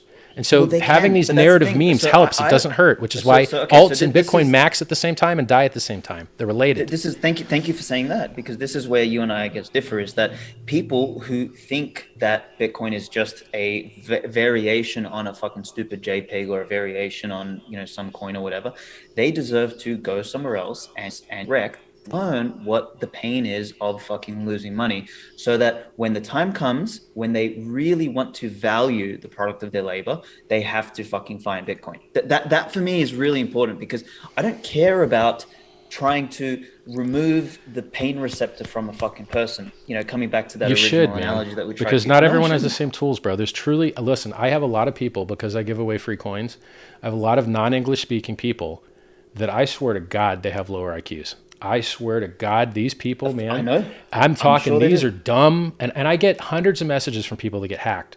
And I've done everything I can to try and save these people. Please, God, stop handing out your seed words. Please, please, for the love of God, no matter who messages you, please don't give out your seed words. And in the wallet, it tells them, don't ever give out your seed words. And I'm telling you, I've got 400 people that just hand out their keys. You can't fix that by cushioning them further. You can. That is actually a symptom of no. This is the government's fucking solution to fixing the fucking world, is create enough fucking guidelines and cushions. No, they're just doing it wrong. Things like that. They're doing it wrong. No, they're not doing it wrong. No. The best. You're way the to guy that fucking time fix locked the your world is coins. Get the fuck out of the way. You're the guy that time locked your coins. Why'd you do that? Richard, To protect your future self from your current self. Richard, let Svetsky finish his point, please. Correct. Exactly. So I did it for myself, not somebody else. That's the fucking whole point, is that we live in a world in which a person's fucking sovereignty is dependent upon an institution like a fucking government, or like a fucking bank, or like a central bank, or like some fucking regulator. That's the whole point. Bitcoin is a movement towards responsibility, in which when you make a fucking mistake, you can't go backwards. You know, if you jump off a fucking cliff in real life, you die. There's no rewind button. This isn't a game. And that is what Bitcoin kind of fucking maps. In reality, No, but is that there is no fucking rewind button. There's no one to bail you out. There's no one to save you. And that's a beautiful thing, because what that does is it forces individuals to become fucking stronger. no, it doesn't, dude. People just stay stupid. You're muted again, bro. You muted again. So, listen. There's a great comedian named George Carlin. And George Carlin was anti-establishment, you know, he cared about people. But the problem when you care about people and you feel powerless to help them is you start to get what's called sour grapes. And sour grapes is basically like, you know, I didn't want that anyway because it would have sucked. You know, I could have helped those people, but they're so dumb they would have lost their money another way. You can't get disengaged. You can't get jaded. You can't give up on people. You have to keep trying. And I'm telling you, I designed something to get thousands, hundreds of thousands of people to do what you did, because I designed something that mechanized and game theory mechanic improved their behavior. What do you think the average stake length in Hex is? What do you think the average stake length in Hex is? I don't know. It's Nobel Prize worthy. It's so long it'll drop your jaw. In the history of finance, there's never been any product that's ever been designed where people have locked up hundreds of millions of dollars, billions of dollars now, for an average length of 6.37 years. You cannot, if you make to get an average of 6.5 years. What the fuck? What are you talking about? I don't understand how that works. Well, you time lock your money. The average time lock in Hex is 6.37 years. Yep. And it used to be 4 years. But as the system is at 100% perfect, flawless operation for several years now, people keep making longer and longer stakes. And so and I gave these coins away for free to Bitcoiners, and I got them to take their coins off of exchange. I created something that gets people to delay gratification, not trade, get their coins off of exchange, give them to them for free. And we see huge emotional health benefits to these people that exceed what I was able to get them by writing self-help books, by producing self-help videos. The currency and getting people to have something beautiful to look forward to in the future outperformed in these people's lives emotionally anything that I tried to do directly. So I was outperformed as a self-help person by the currency, and I didn't design it to do that. I didn't know it would have that side effect. I would argue that you've potentially, and you might need to be careful on this one, is you've potentially given people the false illusion that they can make wealth, they can create wealth by locking something into effectively what you, and I'm going to use your words, like an effective Ponzi. That's what you did. You're describing me or you, because that's what you did. No, because I actually work for you just don't realize I it. continue to work. No, I build you just have more negative externalities. What you have is the negative. I write, I do all this other shit so that I can continue to build wealth. And then I prefer you be a net buyer. I like it. Yeah. So I'm just saying, Bitcoin and Hex, and first of all, I could just choose Pulse Chain and sidestep all this stuff, right? I could be like, oh, look, another consensus network. They're more similar, and we have higher throughput, lower fees. What about the pre-mines of those, please? Well, yeah, there's a bunch of centralized supply, just like when Satoshi used to have 100%. When new networks start, they're centralized. So every new network has to start from a specific locus. No matter how much marketing energy you put in it, you're going to have less people in the beginning than later. Pre-mine, just to clarify, you pre-mine. But there's difference between centralization and ownership and centralization and network structure, and Bitcoiners mix this up all the time. It is extremely useful to have censorship resistance. It is the only good thing a blockchain does. Otherwise, it's just an expensive database. The world's most unreliable and most expensive database. You literally have to check back in that it was written and it wasn't orphaned and dropped. You have to check back in that there wasn't a fork, which would be similar to bit rot in the normal world.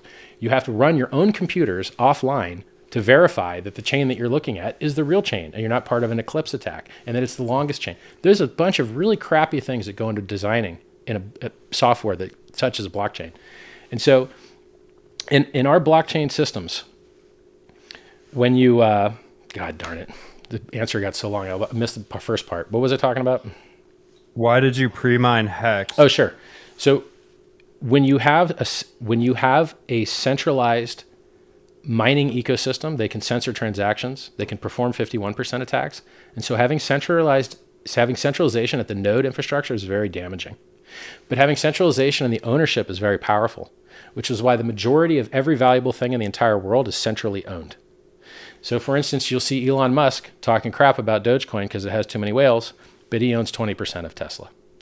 You'll see that 2,300 addresses hold 42.3% of all Bitcoin. You're conflating that with control of Bitcoin, the network? No, I'm showing you that they're separate. That's my point, is that they are separate. I'm doing the opposite of conflation. I'm delineating their differences. Massive centralization in the control structure of the coins has not affected the censorship resistance of the network because they're orthogonal. They're at 90 degrees to each other. They're in the same ballpark. They're two sides of the same coin, but they're different. Centralized ownership is very powerful for price, and it's the reason that you see all these ERC20s with massively centralized ownership doing absolutely insane run-ups that Bitcoin can't do because Bitcoin's too decentralized in the ownership. It's too heavy now. So I have to de-educate people of these very common memes that they fall on, which is censorship resistance, good. Decentralization and network, good. Decentralization and ownership, actually bad for price. And no one else advertises that. If you're not here for price, it's not bad for price at all. You're here for US dollar fiat gains, so it appears bad to you. But for someone who's looking for a stable, unconfiscatable like store of property... You got to stop saying unconfiscatable, because Ross Ulbricht gets really angry when you do that. Why? Because he got all his Bitcoin confiscated. Yeah, because he got personally targeted. Yeah, I don't know. Yeah, so I mean, you guys need to stop. Like, listen, I want to help. The better Bitcoin does, the better I do. I would hope that you guys can on-ramp tons of people. Now, look, I'd rather buy my thing than your thing, but if they're going to buy something, I'd rather they buy your thing than GameStop stock or AMC stock or whatever. Okay, I prefer people buy. If you won't buy my thing, buy Ethereum. If you won't buy Ethereum, buy Bitcoin. Fine, but like, you got to stop lying about it. You should never say the words unconfiscatable, not a single time ever in your life, because it gets confiscated constantly. Crypto is confiscated every day. It gets confiscated at the bridge, day. dude. It gets confiscated at the bridge, the docking points that we're discussing. And to the end user, that matters what? But that's the same as you. They can confiscate someone's fucking hex. Well, they can turn off AWS and you're fucked. Yeah. So, no, they can't. That's an even bigger I already explained this. I told you that you have just-in-time resiliency. We already saw Infura go down and everything was fine. Copy-paste a different RPC code. You guys are making At stuff the end up of and the it's day, not necessary. Your argument against unconfiscatability is exactly No, just like, use better it actually terms. Say works against censorship you. resistant. Just say censorship resistant. It's resistant. You can still look. If you lose your keys, you lose your money. It's not unconfiscatable. Bitcoin It's on just the a, Bitcoin it's just, network, on the Bitcoin network, in that realm, it is unconfiscatable. That is actually by definition true. So let's assume that. Let's just play a game here. if is you're into that scamming people with 100 years from linguistics, now- you go ahead and scam them. But I'm going to tell them the truth. It's not look, unconfiscatable. Let's just If you play a lose your game. keys, it 100 gets years from now, confiscated. That's it. by who? By anybody that has your keys. It's a race. Whoever uses their keys first gets the money. Because here's the other thing. You don't even have your own money. There's nuance in Bitcoin that's actually very useful from a legal term. And since we're all under regulatory attack right now, I want you guys to use this superior language. You do not even hold your own Bitcoin. Your Bitcoin is held on the network. You do not even have custody of your own Bitcoin. You just happen to think have custody you're of the the only key. person that has that key. But you don't even really know if you're the only person that has that key, because you could have a rat malware, a remote access Trojan on your computer that also has that key. Or someone could have evil maid attacked you and put a keylogger on your computer when you took a piss. Or someone could have a camera over your shoulder when you type in your seed words.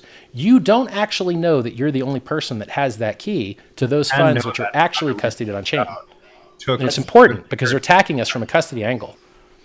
The government is attacking all of us right now, and we need to get this language very precise and very clear to help unscrew ourselves. Like another trick that they're using in the government, unhosted wallet. So if I just happen to be one of the people that may know the keys to this address, that's called an unhosted wallet, and we chuck an adjective in the front with un. How about I just know the key? I have knowledge. Am I allowed to have knowledge of math still? And what about mining? Am I allowed to run computation on my computer? Because that's all it is. And if money is speech, which Citizens United ruling at the Supreme Court in the United States says that money is speech, and if privacy is a right that we're all supposed to have, Fourth Amendment, United Nations Charter, etc., why is every new law violating privacy? And why do they... Privacy is not a right. Privacy is a responsibility, and it's a service. This idea that privacy is a right. No, you can't just conjure up a fucking right without there being a responsibility on the other side. Okay? So someone has to provide the right. Am I right or wrong? Like, so if You're I wrong. have a right They're for given by fucking housing, God. Every single document that has to do with human rights says that they're given by God and not given human by rights the country. there's only property rights. Human rights are a fucking scam. Human rights are just things that people make up to encroach upon other people's property rights. No, don't fucking scratch your head. You have only two talk things through left this. of the government that could still maybe try and help you fight back, and you're like, no, I don't believe in those couple things that I have left. Look, man. No, hold on. The Bill of Rights. Explain to me, what's a human right? What's a human right? Give me an example. Okay. Your ability to freedom of movement is a human right. You're not allowed to abridge someone's freedom of movement without a very strong reason to do so. Your ability to speak or address your government. Your ability to movement is a property right, by the way. But anyway. Yeah, The life, all liberty, and human property was a big thing that the functional- states was founded okay. on. And All I don't know functional why you would property fight rights- against those. They're one of the only things we kind of barely have left in this world, man. It's all fucking clown world except that. Like, that's the only good thing the we have problem left. is with the emergence of fucking human rights and all this fucking fluff is that we've created, basically what ends up happening is they get politicized, and then under the banner of human rights, they keep the idea of a right keeps encroaching. The only thing that actually exists is a property right. When I was growing the only up, thing that exists is property right.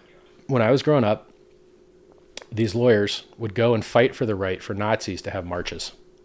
And the saying at the time when I was growing up was, I may not agree with what you say, but I'll fight for your right to say it. And then that shit stopped and it went away. And times changed. And the liberal left became the absolute opposite. The people that fought for free speech now want you banned and canceled everywhere they possibly can. The people that fought for nonviolence now use maximum violence to remove your rights from you. Things changed. Totally. And that's because we made everything a fucking right. That's because we conflated human rights with property rights. So what we did was we encroached upon everyone's actual property rights with a bunch of fantasy human rights. Seriously, we're actually on the same page. You just agree. We want the same things, but you're misidentifying the mechanism by which it went wrong.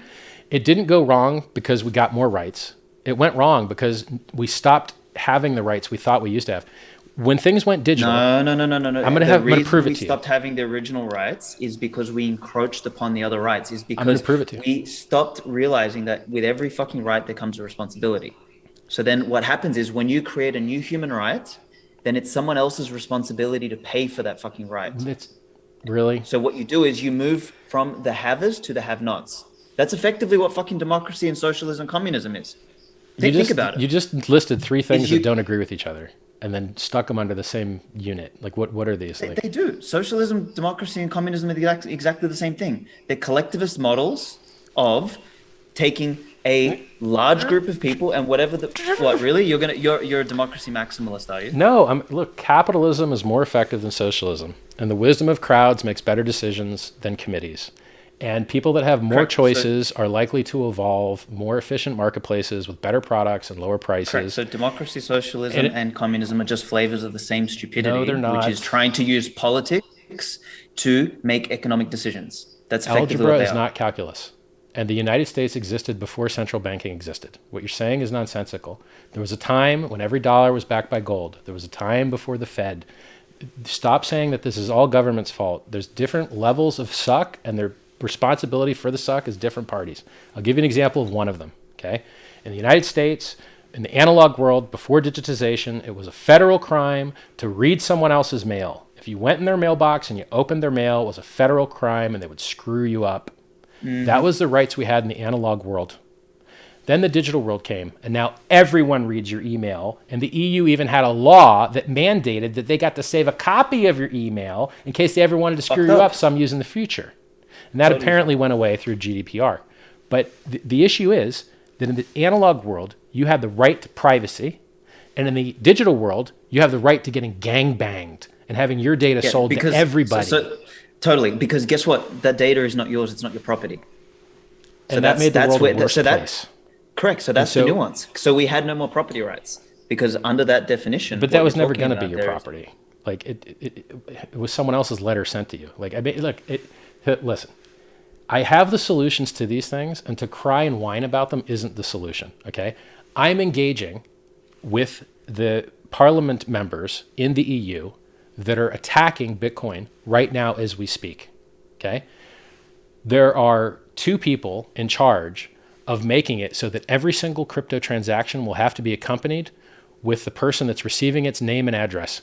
Every transaction, regardless of price. Let them try. They'll fail. Oh my God, dude. That's what you would think about. They can't ban Bitcoin mining in China because that's where all the miners are. And then they did it, and it happened. No, and so things can suck. These people are bumbling fucking fools. These people are That's true, but they're bumbling fools with the power of the pen and the prison state behind them. And if we can get them to pass better laws or no laws, like for instance, so I have to positively frame it. So I have to not come hard and be like, I'm this and I'm that and you suck and all that. I have to be nice and friendly because they have the power and I don't. And say, hey, I see that you guys support Ukraine. I see it in your profile pic. Did you know that people are escaping Ukraine with Bitcoin right now? And wouldn't it be a wonderful time to help cryptocurrency save these people and save Ukraine and delay these regulations into the future? You can't solve politics with technology. You have to actually do the politicking. And what bothers me is that there's a lot of people in crypto that have more, well, not a lot, but there's some people in crypto that have more money than me, and they're not allocating it to saving their own bags. So we have Coin Center in the United States, and they try and do a good job, and they get in front of Congress, and they present good testimony. But in the EU, there ain't no Coin Center. And the EU just about banned proof of work, and now they're just about to get rid of your ability to just send transactions. It is a nightmare. The EU are banning themselves from fucking existence. They fucking turned off their own energy production facilities. They're a fucking basket case when it comes to an economic but let's not give up on them. Let's try and save them. Send a tweet. The thing is that whole fucking edifice needs to crumble. And unfortunately, you could fix it because no, you can't fix fucking thing that's rot. If it's rotted, if it's broken, if it's decayed, you're lying. Listen, I told you that they had a data retention directive where they had to save the emails, and then I told you that they got rid of it because they made it better, and then they had the GDPR, so they introduced data privacy and got rid of the terrible thing. Then they introduced fucking vaccine passports. Yeah, at the end of the day, please don't. I wouldn't talk about that, dude. I like Bitcoin Magazine's channel to be just like it is. Don't talk about it. Trust me. Good point. Yeah. Good point. Look, at the end of the day, those bumbling fools are about as fucking smart as a retarded donkey. They don't understand what they're touching. They think that they can control the uncontrollable. They have no concept of understanding complex systems. They think Insulting them is everything's not going to linear get us better and- regulation, bro. We need Hold to on. try and influence them from what already influences them. They care about Ukraine. Hey, guys, crypto helps Ukraine. You guys care about Fine. anonymity. Guess what? Everybody that's tried to hack with Bitcoins got caught. Look, the Phoenix guys got caught. They tried to mix. It didn't work. These guys got caught. They tried to mix. It didn't work. Look, Ross Ulbricht, he tried to be cool with it. He got caught. When you're talking to the people that have got their hand around your throat, you speak to them from their own language. And I'm trying to tell you how to help Bitcoin survive Fantastic. this regulatory if, attack. And if you can do anything good there, keep fucking I'm slowing trying, them down dude, but, and like, look, confusing them and doing all I'm that late in the shit. But game. At the end, I don't. I'm at not. the end of I the haven't been playing day, the politics they game, man. lose. Everybody I'm that gonna else interject that's here. I would like to interject if I may. Firstly, for everyone on Twitter Spaces, we are not having people come up and join us. We are simulcasting this on YouTube, and this is being recorded for a podcast episode. I have been sent a couple of things, Richard, that I want you to answer to. Pulling it up right now. Whale pool. There are some comments that you had made on whale pool years ago. Whirlpool sucks. know what they- There's like 5 guys there now. 5. I'd like you to either rebuff Clear to the or flag. defend the claim that you had lost money trading, and in that group you came out and said the only way to make money is to make your own coin. No, it's retarded. So you could see me quoting that the people that make the most money in crypto are founders and holders, and the traders get wrecked. You can see me calling the top on the day multiple times on my Twitter feed. You can see me calling bottoms. You can see me like getting it right better than anyone else has ever gotten it right. And, you know, in Whalepool, when there was users there, which there's not now, it was just a bunch of guys just kind of sitting around and margin trading or whatever. And it was just a fun way to pass the time. But like, no one's publishing their profit and loss charts. We're also not answering the question. So again, I asked. Oh, no. Well, like, I don't claims. talk about my finances. It's stupid for me to do it. So let me tell you part of the reason why I don't do it. One, why is everyone always saying not financial advice? Because if people get wrecked, you don't want it to be your problem, right? And you don't want to go to jail or whatever. Two, as a founder of a currency, I have to be very, very careful to be even more restrictive with my language, to make no forward-looking statements about my currency. And so what you see me do with my things is I never tell you what I buy, what I sell, what I own, none of those things. So I'm in this for personal sovereignty, and giving the probably don't evil have people in skin the in world the actual angles on game. me doesn't help anybody. Well, you have claimed several times that these like kind of bullshit chains you invented are going to be like the future of money and security and solve Bitcoin's problem. So that's false. And also, it's No, probably they're just, it depends not on to if reveal you're, that you don't have skin in the actual game that you invented and are using to manipulate people to sell their Bitcoin. To buy I mean, that's a lot of ad hominems in a row. I'd like to peel the onion there. One, you can go use my products right now. Right now, they have 100% flawless uptime where Bitcoin does not. Two, I gave my coins away for free like Satoshi did. Let me know when you give me some free money. Three, I raised $27 million for charity to save your life. You let me know when you raise some money for me to save my You life. do anything to save my life, sir, and I can't help you. You have to help yourself, and that's like a food problem. I can't help you with that. Yeah. Pro tip, you eating better doesn't improve your like future of humanity. If you want the future of humanity to be better, we need technology. That helps everyone else that's not in your gene pool, which is the vast majority Actually, of if you everybody. pick the future of humanity wouldn't be quite so bleak if people weren't just eating fucking soy or whatever it is you guys eat all day. Oh my Totally. God. Totally. So, I mean, look, You do I not know need you're, to respond to that. it's fine. Continue with your He's mad. It's okay. If my price chart looked like that, I'd be mad too.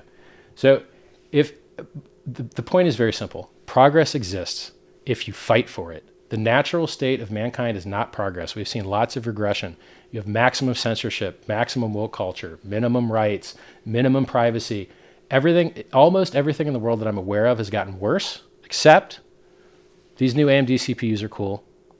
This new 600 watt NVIDIA GPU that's going to come out, the 4080, looks cool. The electric cars from Tesla are cool. My 1,000 horsepower Ferrari is cool. But like everything else sucks. And the stuff I'm building is cool.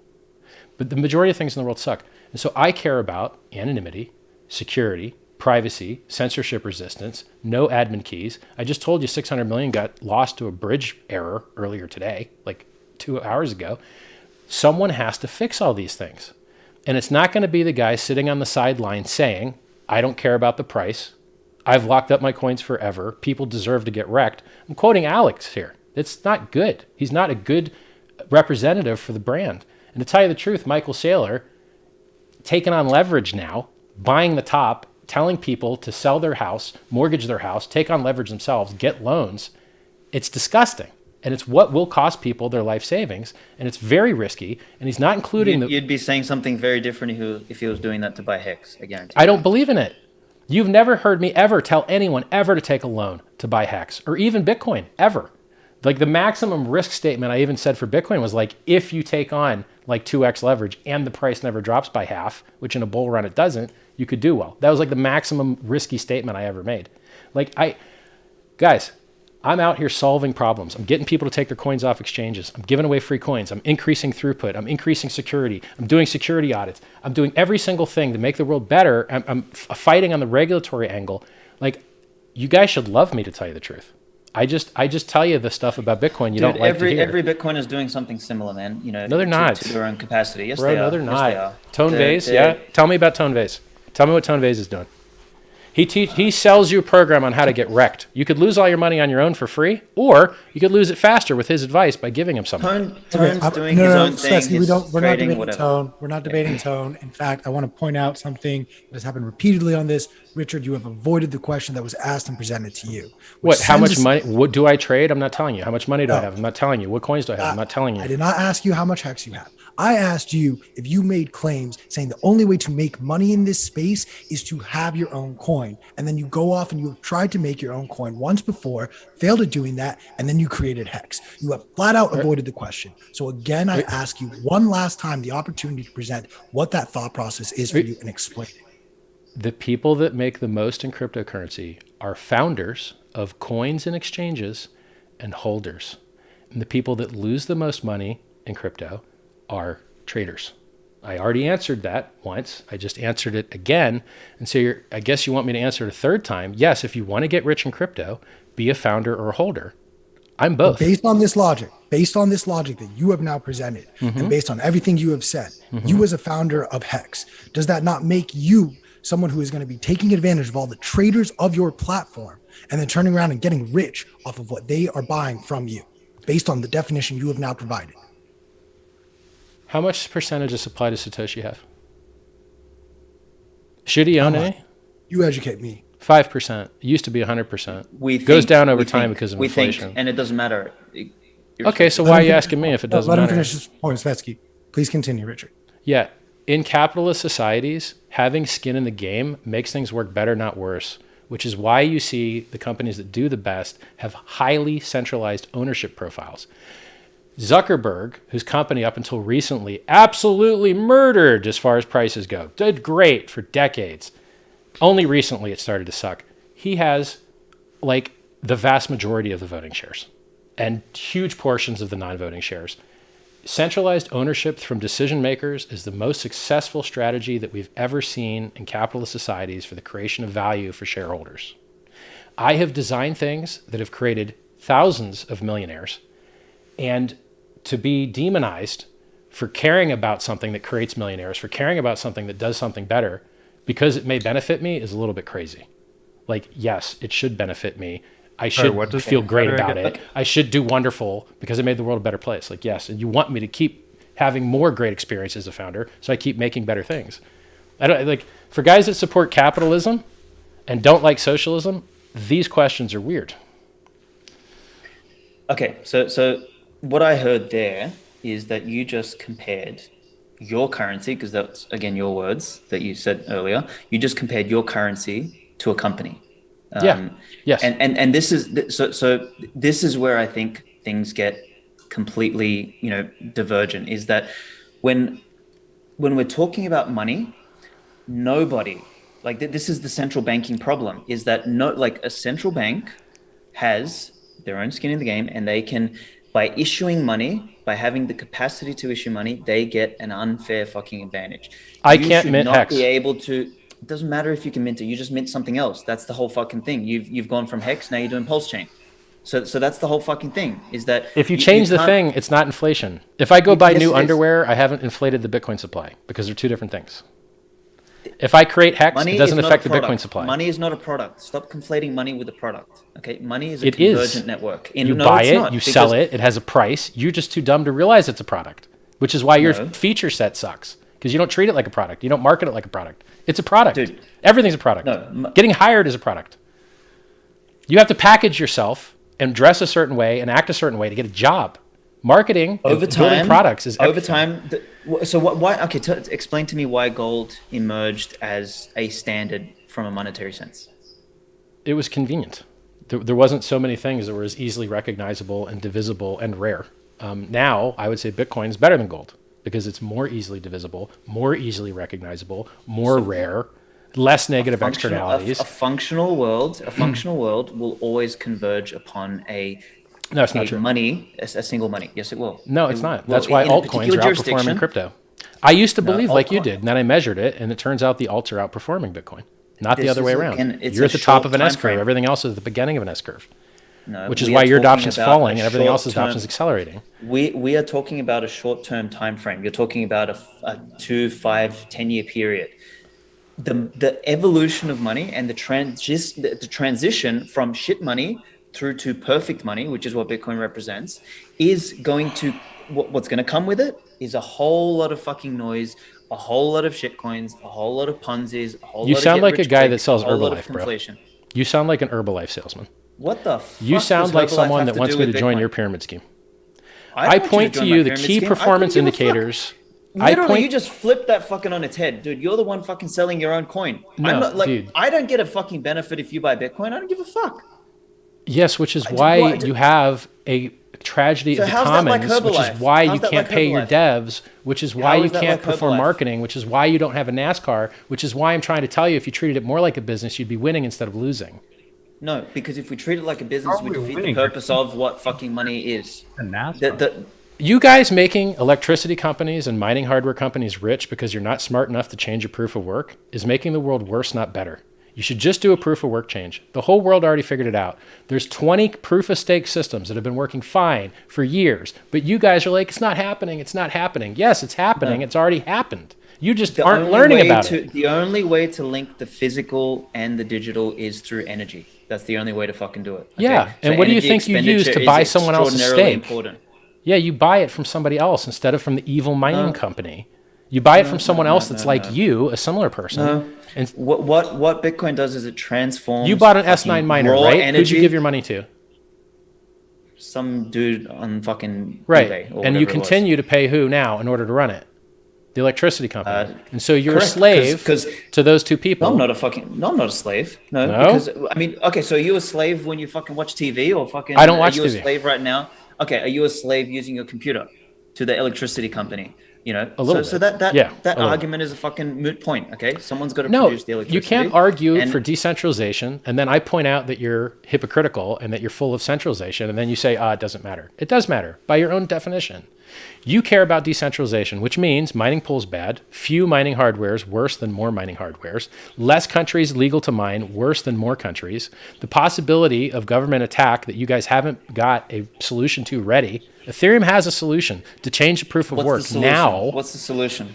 Well, they wanted to get rid of ASIC miners, and they've wanted to get rid of ASIC miners for a long time, and certain And coins it's not do. going to happen. And it's not going to happen. They're doing the merge within what, 3 months, 4 months, they say. Who knows? Maybe it takes a year, but at some point they will get rid of proof of work.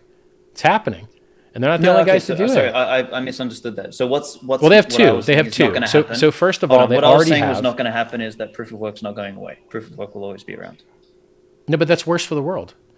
No, A it's not. proof It's of better for the world because it actually prices energy accurately over time. a proof of work system needs to scale up the amount of energy that it utilizes in direct proportion to the amount of value that it is defending, so that the cost of a 51% attack is higher and higher the more value the network is protecting. And so We you have no idea where that threshold is. Nobody has. We have do, no idea because if we see Bitcoin is crap coins that are overprotected proof or of work. underprotected. We see We have crap none of coins it. getting attacked with rented hash from nicehash.com rather often, which is why it's better to be a proof of stake coin without minority hash rate so that no one can use nice hash rented hash to attack you. Dude, We've the seen attack chain. vector on proof of stake is so much easier. You No, just it's go not. to the fucking bag holders who pre-mine the shit, and then you change the rules there. Simple. And what, you borrow it from them and say, hey, lend this to me so I can destroy the value of it and then I'll give it back to you? It doesn't work, which is same why thing. you've never seen it. It doesn't work, which is why you've never seen it. Listen, Bullshit. all That's these an attacks. attack vector for the so-called regulatory arbitrage. Is that like if the World Economic Forum or something like that wants to change something with it, They're attacking you, not me. They'll have a chat with fucking Vitalik, and they will say, "Hey, No. let's do this way." Simple as that. The WEF guys and the EU guys are attacking you with proof Correct, of 'cause work. we're the real threat. They're 'Cause we're the real empowering threat. me. If I Correct, didn't 'cause defend you're those guys, aligning Pulse yourself. Chain would do better. No, I'm not. I'm still doing the honest thing and supporting Bitcoin and supporting proof of work because it's disgusting that they'd be able to pass that law. I'm defending you guys against my own economic interests. If I was acting my own economic interest, I'd say, yeah, proof of work is destroying the environment and it will destroy more the higher the price goes. So kill it now and then come to Pulse Chain where we don't blow up the environment. We don't have an Maybe you're not environmental that impact. retarded yet. Maybe But you're not that I'm retarded being yet the because honest you know that's a guy. false claim. No, you every day that you run your miner perform something which hurts the environment and the price. No, it doesn't hurt. You the earn environment. coins, No, okay. and then Dude, you sell those coins to pay for every day pollution. you use your computer, you fucking hurt the environment. Every day someone uses a dryer, you hurt the environment. Every day Orders of every time magnitude someone dries- less. No, it's not. No, a fucking dryer actually You're uses talking more about Bitcoin energy than miner. my fucking miner. I've run my own Bitcoin mining farm. You're not going to tell me about Bitcoin. I There's used to mine Christmas Bitcoin lights, full blocks there's on my own. vehicles. Like, okay, let's think about how much money is wasted by MasterCard and the Federal Reserve Yes, and but Visa that and doesn't- American Express and all of the I agree. bullshit that is required That stuff in order sucks to keep too. the fucking world functioning. Yes, they both suck. Orders All of negative magnitude externalities more. suck. All people want is a consensus network they can trust. That's all they want. Correct. And we And know that's not gonna come that they from have proof of trustable stake consensus. where you Yes, can get influence over people. Because what you do is Reality you move the influence, disagrees with you. move the no, it sure. doesn't Tell me the disagree proof with of. it, Tell me 2 proof of stake networks that have had consensus problems. Go. because they're irrelevant. They're irrelevant. No one cares. They're not worth attacking yet. I could not list worth you attacking. I could list you 5 proof of work networks. Because they're all shit coins. Because they don't have any fucking hash rate. Because no one gives a fuck. Ready? Let's go over some coins that have had inflation bugs. I don't XLM know the other Lumens. coins. I'm trying to teach you about the blockchain, man. Dude, Can you please let me they're all teach shit you? coins. It doesn't matter. It matters because people are losing money on them. Okay, I'm trying to save people. Just learn. I'm telling you, this only takes a minute. Stop being Jesus Christ. For fuck's sake. He was skinny. I'm more like a Santa. So we've had Bitcoin with 2 inflation Good bugs. one. Thank you. Bitcoin with 2 inflation bugs. XLM had an inflation bug. Monero had an inflation bug. Bytecoin had an inflation bug. There's been other ones. I made a whole list of them. Yeah, Bitcoin had an inflation bug in the early days. It doesn't have any inflation. 2 years bug ago ain't the early days, man. 2 years ago. Maybe 3. It wasn't 2 years ago. I think it's 4 or 5. Actually, it was 2017, wasn't it? It's 2022, bro. I know the last 2 years. If you go to have gone quick, but hex.com/Bitcoin, anyway. the date is there. I list you the CVE and read it to you. There are systems which are more resistant to these types of bugs. Proof of stake systems are more resistant. My systems that I design are more resistant. There are better and worse software. There's more and less attack surface. There's more and less modularity. More modularity is better. More spec is better. More audit is better. And more battle testing is better. And I ask you for instances Bitcoin's of got the most battle testing, but okay. No, but it's like having a door lock. You have a door, which is called hash rate, and you put 50 locks on that door, and then you put 100 locks on that door. And then next to it, you have a window called software bugs. And you keep adding more and more hash rate to the place where you're not having bugs, and you're never addressing the code complexity issue where you are having bugs. More hash rate does not make you more secure, which is why your critical vulnerabilities list is gigantic, and none of those vulnerabilities was due to a hash rate problem. You don't have a hash rate problem. You have a code quality problem. And you can either throw You money just at said- it and make but it better, earlier you or s- let it keep sucking. So I'm telling you that your idea Human that beings have the software capacity to security equals engineer hash around rate that. is remedial and, No, I and didn't say that. tangential. No. I didn't say that. I never said You're, that. That's you're saying what that the all these other situation is. coins I suck just said we balls, can but most engineer of them- around it. Look, has anyone lost money at it's a consensus layer network with XRP? No. Has anyone lost money at the consensus layer with XLM? No, but they had an inflation bug. Has anyone lost money at the consensus layer with Ethereum? Yeah, the But DAO are you seriously, hacker like 5 are you years ago. seriously fucking defending XRP as something that is a logical Yes, idea? I think it is a very grossly, improperly marketed thing where they say banks are going to use it, which they're not. They say banks are using it, which they're not. But as far as the consensus network, it is fast, it is cheap, and no one's had any problems with it. I'm willing to. no one uses it. Oh, well, they do. They do. Oh, really? Yeah, I mean, people don't realize this. You guys have to, if you pull your head out of your Couple stands. fucking XRP assholes on Listen. fucking Twitter use it. Congratulations.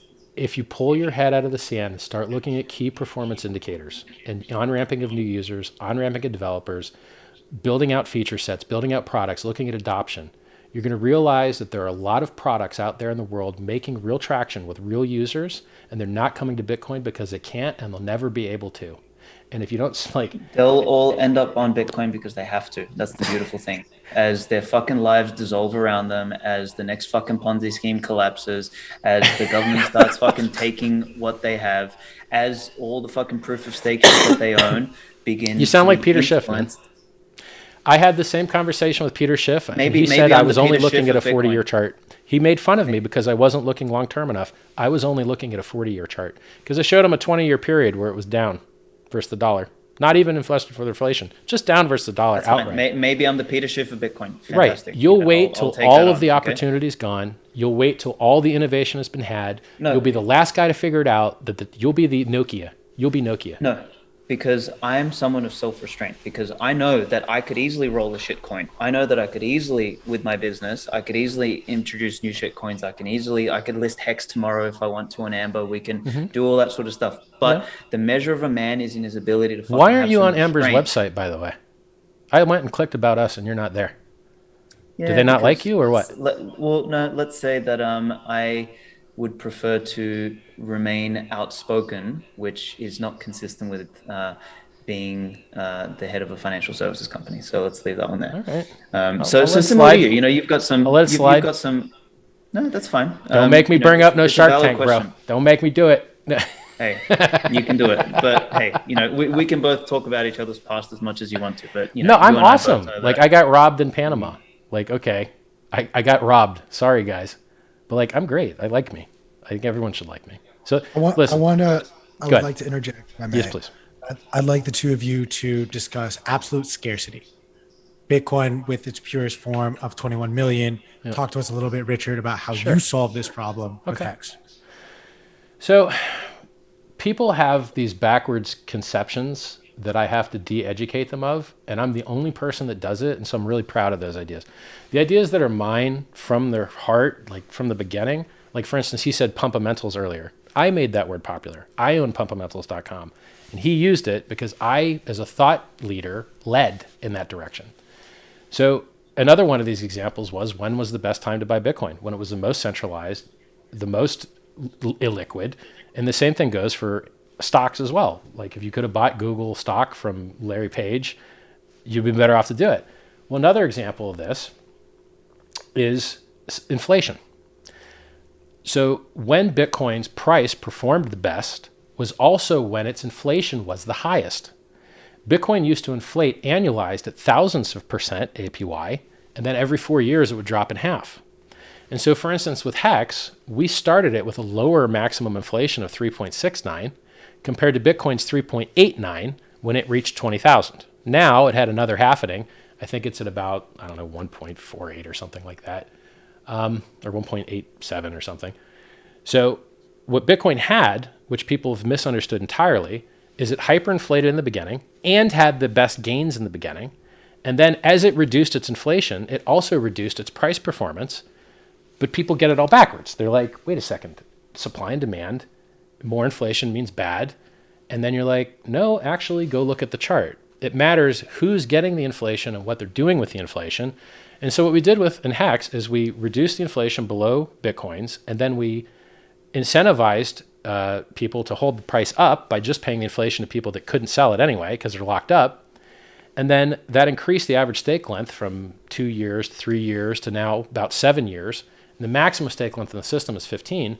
And so to the market, the inflation is very rarely seen. You see a lot of people restaking it, treating it as a real savings store of value. And because people are treating it as a store of value, everyone can continue to win until you run out of humans. And then you get that S-curve. And then it gets flat. And then even if it is flat, you're still making that yield. And it's because there's no negative externalities of having to buy mining hardware or electricity, people paying themselves a yield is really just equal to a stock split. There's no negative externality. So like, yes, you made yield, you made inflation, but You didn't have to pay anybody for it, right? So I think that's part of the reason why. That doesn't add up. But anyway. Well, I mean, these things aren't debatable. The parameters of the contract that are well audited. We have an economics audit. I mean, like, no. Just the concept of like people paying themselves yield just doesn't add up. Well, that's what Bitcoin miners do, but they have a negative externality. But they perform work, correct? That's right. Exactly. Yes. Exactly. So that is. You have to understand the difference between a benefit and a feature. A benefit is something that the user cares about. Faster computer. A feature is 4.3 gigahertz. Features are not benefits. Costs and negative externalities are not benefits. You enriching a mining hardware company or an electricity company does not make Bitcoin better. It makes it worse, and it makes the environment worse. And I hope that one day you guys just switch. I disagree with you. That's fine. I categorically disagree with you. But then let me ask you, ready? Watch this game. What happens if the government starts making SHA-256 miners? Congratulations. Then we get stronger. We win harder. And what happens when they start rolling back transactions? They can try. Right. And then what will you do? Well, I mean, this is again another theoretical discussion about something that is probabilistically close to the impossibility. The answer is that you're going to change the proof of work using social consensus, the same social consensus you used to increase the block weight to 1.4 megabyte for SegWit, the same social consensus you used to put Taproot in. You will stop a government attack using social consensus. And you could use that same awesome feature of Bitcoin to reduce environmental harm and reduce negative price pressure by stopping proof of work mining now. I mean, look, the Ripple guy just put out ads. He spent $5 million on ads today I know. What a waste to try and get you guys to do what's in your own best interests and stop blowing up the environment and selling the Bitcoin price down to do it. It's not necessary. It used to be in the beginning. In the beginning, we didn't know whether there were alternate systems of consensus which would function. And now we've had years and years and years of proof that they work just fine. And they're what you have now anyway. Bitcoin consensus is not just centered around Bitcoin mining. That's false. Okay. I'm the guy that brought up the four parts. I'm the guy that brought up the exchanges, the retailers, the miners, and the software developers. Don't spin it around. Okay, correct. And the node operators. So don't just fucking revolve it around. The node operators barely matter. They do. Barely. They do. I supported them. I was on UASF to No 2X, but they only mattered because they threatened the health of the network. Yeah. Correct? By threatening the health of the network. It would have been basically a Sybil attack where new users would have logged on and not known which chain was the real chain because it could have got on the longer UASF chain. In the end, we won. So but did you? That's what matters. Like I bet your price might have been higher if the miners had one. I might have been on the wrong side of that historically because I thought the developers had the best interest of the protocol at heart. And then I saw all the developers leave Blockstream. And then I saw Blockstream have cloud mining and Liquid and support Tether. And I'm just like, yeah, you guys changed. And I didn't get the block size increase that was on the roadmap. Doesn't matter. Blockstream's not Bitcoin. Blockstream's not Bitcoin. Okay. Stop conflating the two. I mean, like... No, it's Chain Code Labs now, and that's better. But like, I'm trying to help you guys, man. Bitcoin would be better if you stop paying miners to blow up the environment. Miners suck. They've always sucked. Bitcoin Cash... Stop fucking talking about blowing up the environment because that's false. Stop. No, it's not. Now you're making yourself Bitcoin sound miners. Like a dick. Oh, really? Okay. Bitcoin miners turned on a coal plant that was off so that they could pollute the environment to mine Bitcoin. True or false? No. Okay. So let's get into the details of this actually, because that coal plant was already turned off. Yeah. So by Bitcoin miners turning on that coal plant again, they actually start to help produce fucking energy in that space again. And then listen, what ends up happening is that it becomes economically feasible for people to come in and then use energy for other things. So what Bitcoin does is it's kind of like there's a piece that you should read by Brandon Quittem called Pioneer Species, which discusses the idea where we cannot tap into energy because it's non-economically feasible to go in there. You start with Bitcoin miners. Bitcoin miners actually incentivize the production of energy in places that it's non-economically feasible at the moment. And then as you build industry and economy around it, then you price out the Bitcoin miners and then they move elsewhere so that you can start seeding energy in other places. More energy is a fucking good thing. Life is a function of energy carrying capacity. Like, So you know don't what? give me I'll this just add fucking energy World burning Economic to my Forum otherwise bullshit. perfectly clean proof of stake work and call it better. Now, by the way, let me tell you what your answer should have been so that you can promote Bitcoin better. Your answer should have been, hey, Richard, did you hear Exxon is actually taking gas that's being wasted out of the ground and literally just being released as methane into the air I and actually don't think instead that's a good choosing to thing. burn it? And when they Yeah, burn it, that's they cute. reduce the pollution and get to mine free Bitcoin. That was the correct solution to that. No. problem. I actually don't think so, because that falls into the frame, that falls into the Overton window that we need to defend the energy usage. That is a good externality. You just did. You just told me burning energy is awesome because it lets there be more energy so other people can use it, and then the Bitcoiner guys go away. So you must love aluminum smelting. You must be like a tinfoil hat kind of guy, because aluminum smelting uses way more electricity than Bitcoin. It's just a silly argument. Look, No, it's Bitcoin's not. strongest argument, or that its price went up 600 million %. That's a really good argument. That it's That's one of the censorship arguments. resistant. That's a great argument. That it has the highest liquidity. Good argument. That it has most brand awareness. To a non-advanced speculator, that sounds awesome. But to someone that's an actual speculator, you prefer less people to know about it. Argument. That it uses energy is a fantastic argument, because things that use energy are useful. A plane uses a hell of a lot more energy. You than must love swimming war across then. The fucking Atlantic. You must love war. War uses a lot of energy. Okay, hold on. Nuclear weapons use a lot of energy. There is effective use of energy, and there is inefficient use of energy. I agree with you. I agree. We agree on that. So if I wanted to, I could sit here and I can turn on the fucking air conditioning and open up my fucking windows, and that would be a very stupid use of energy, right? But Bitcoin is using energy and literally transforming it into an uncensorable form of fucking money that no prick can touch. And you can do that. That is a very good You can do use. that with alternate proofs of work, bro. You can do it with a useful proof of work. You know, Satoshi supported Namecoin, right? You understand Satoshi supported altcoins. Like you might want to go. And by the way, he supported gambling as well by programming. Okay, I don't care what Satoshi supported. Good. I'm not fucking. I like dude, that I'm answer. not a BSV guy. That's right. I'm not a BSV guy. I don't give a fuck. That's why the original intentions and system design can be improved, because he tried his best back then, and it could be better. And I'm telling you how to do it better. And I'm personally doing it better myself. I'm doing the world's largest airdrop for free. Gentlemen, we have about 4 minutes remaining. All right. I want to give you each I've enjoyed this. opportunity I to thought make this was closing really good. remarks. Richard, I'll give you the floor for about 90 seconds. Hey guys, Richard Hart on YouTube. They ban me pretty often, so better that you follow me on Twitter, twitter.com/RichardHartWin. I've raised $27 million for charity, created Hex, which is the world's first time deposit, monetizes the time value of money, gets people to do things that are healthy for them, spend more time in the market instead of trying to time the market. It did 10,000 X returns in 623 days. It was given away for free to Bitcoin holders. The amount that was given away for free to Bitcoin holders is worth currently $500 million, 3 times more about 6 months ago. I've called the Bitcoin top 2 cycles in a row. I've called the bottoms. I'm now doing the world's largest airdrop on Ethereum.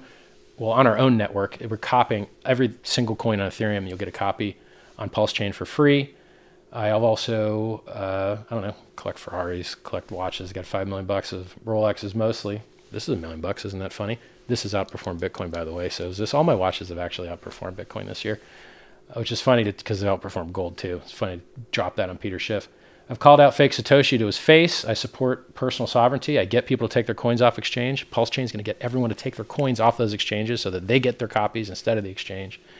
I support sovereignty, minimal government horror, everything that's anti the clown world that we're in right now. And I believe Bitcoiners and I are on the right side of a lot of these issues. They just could do things a little bit better, and I hope that they do, and I hope that I'm able to help them do it. Thank you very much, Richard. Svetsky, the floor is yours. I mean, shit, I got no bling to sell you. I'm wearing a shirt that makes fun of mask wearers and fucking lemmings. So, I mean, I am a Bitcoin advocate. Simple as that. I have nothing to sell you but your own fucking freedom. I don't have my own coin. I'll never have my own coin.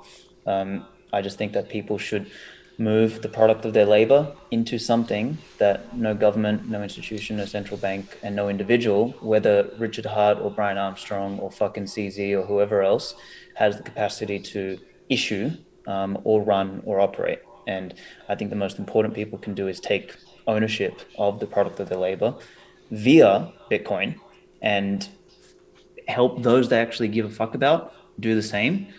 Those they can't help, those who want to make quick money, those who think that, yield comes from nothing, or whatever other fantasies they have that are a function of the clown world that we're living in. I suggest leaving those people to learn the thing, the hard way, because you can't fucking help or save everyone.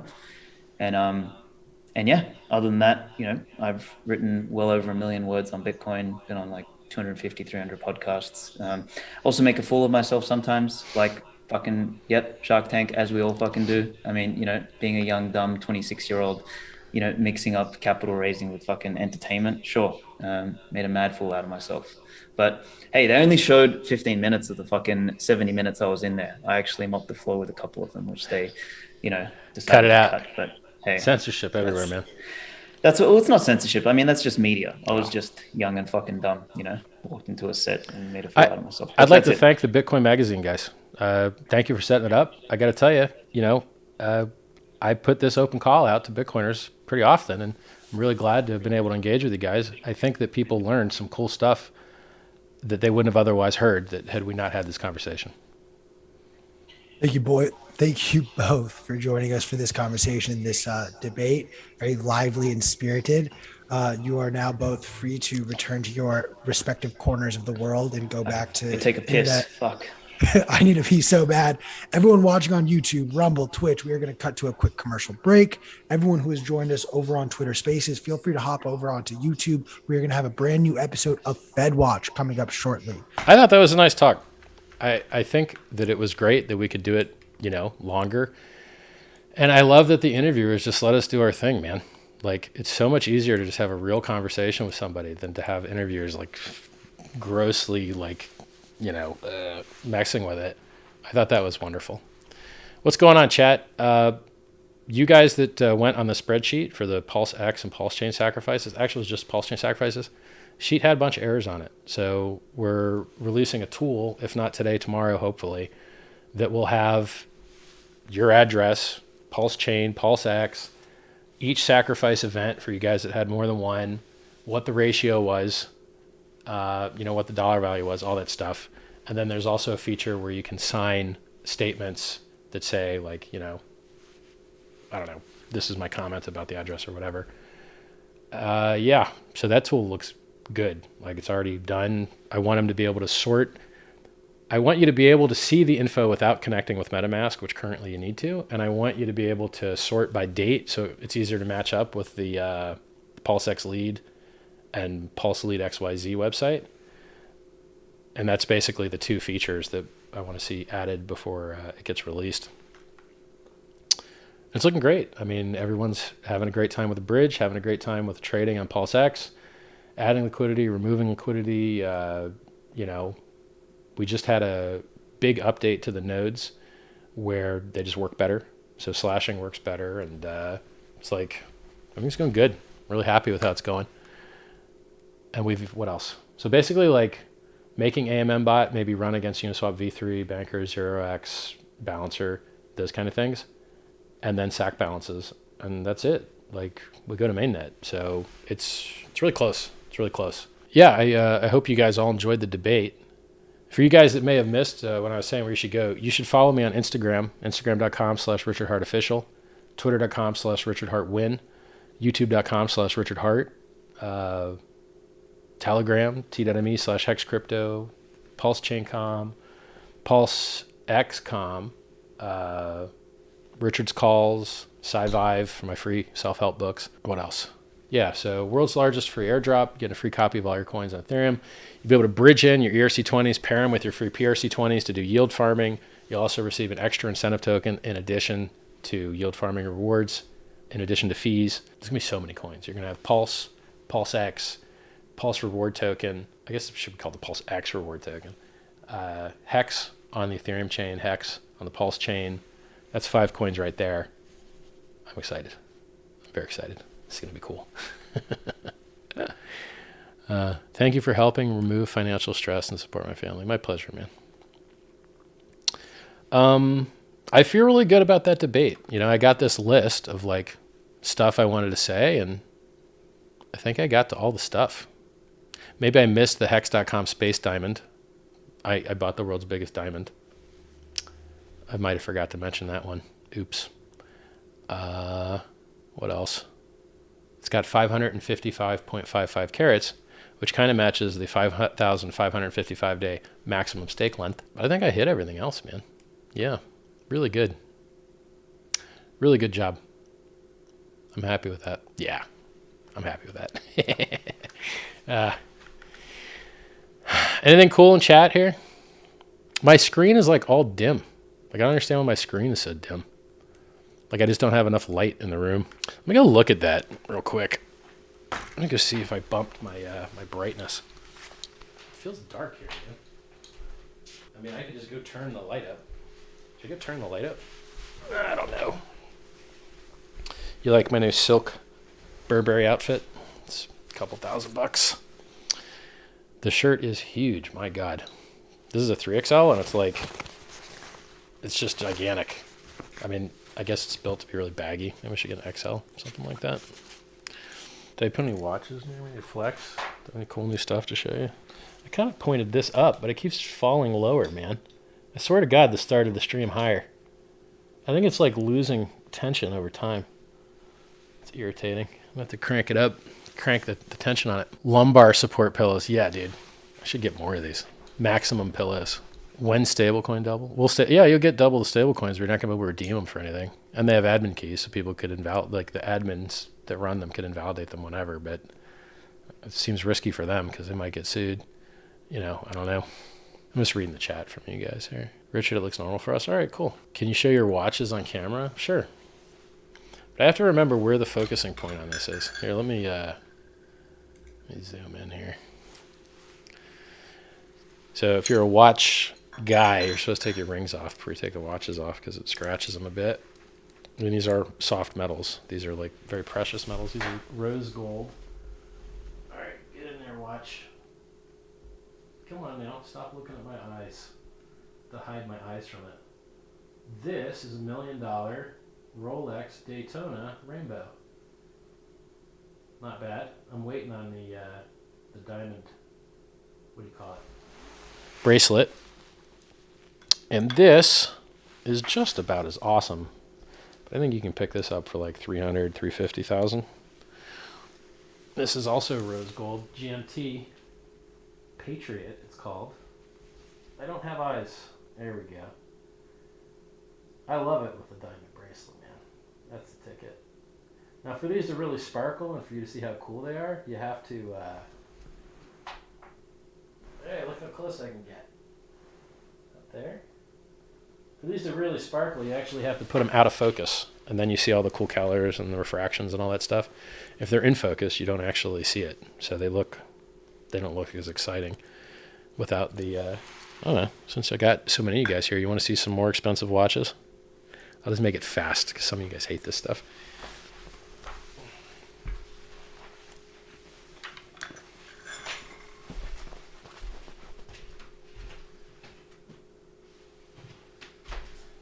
Oh, wouldn't that be funny? Let's check this bad boy out. There we go. Ooh, look at that. I don't know how to get it to focus on the background. Oh, look, it did it on its own. Epic.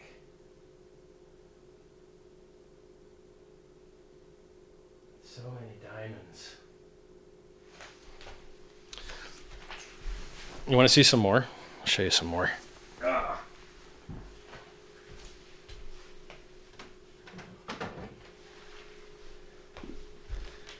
we go. Look at that.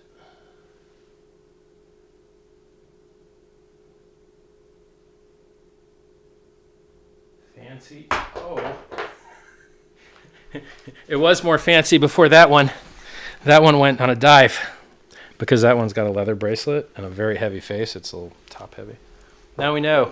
Now we know. This boy tried to jump out of the boat. Stay in the boat, buddy. Yeah, these are all factory diamonds, so it's really top heavy. I mean, I could show you some more, but they're not as expensive as all this fancy crap. Hope you guys like this fancy crap.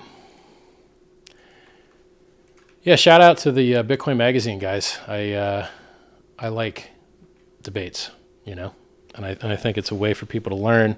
And I think I have a lot of things that I can teach people that they are not going to learn any other way. Oh, everyone's laughing that I dropped my watch. Yeah. Well, hey, man, it's in the game. I did a fake drop earlier, and then I did a real drop later.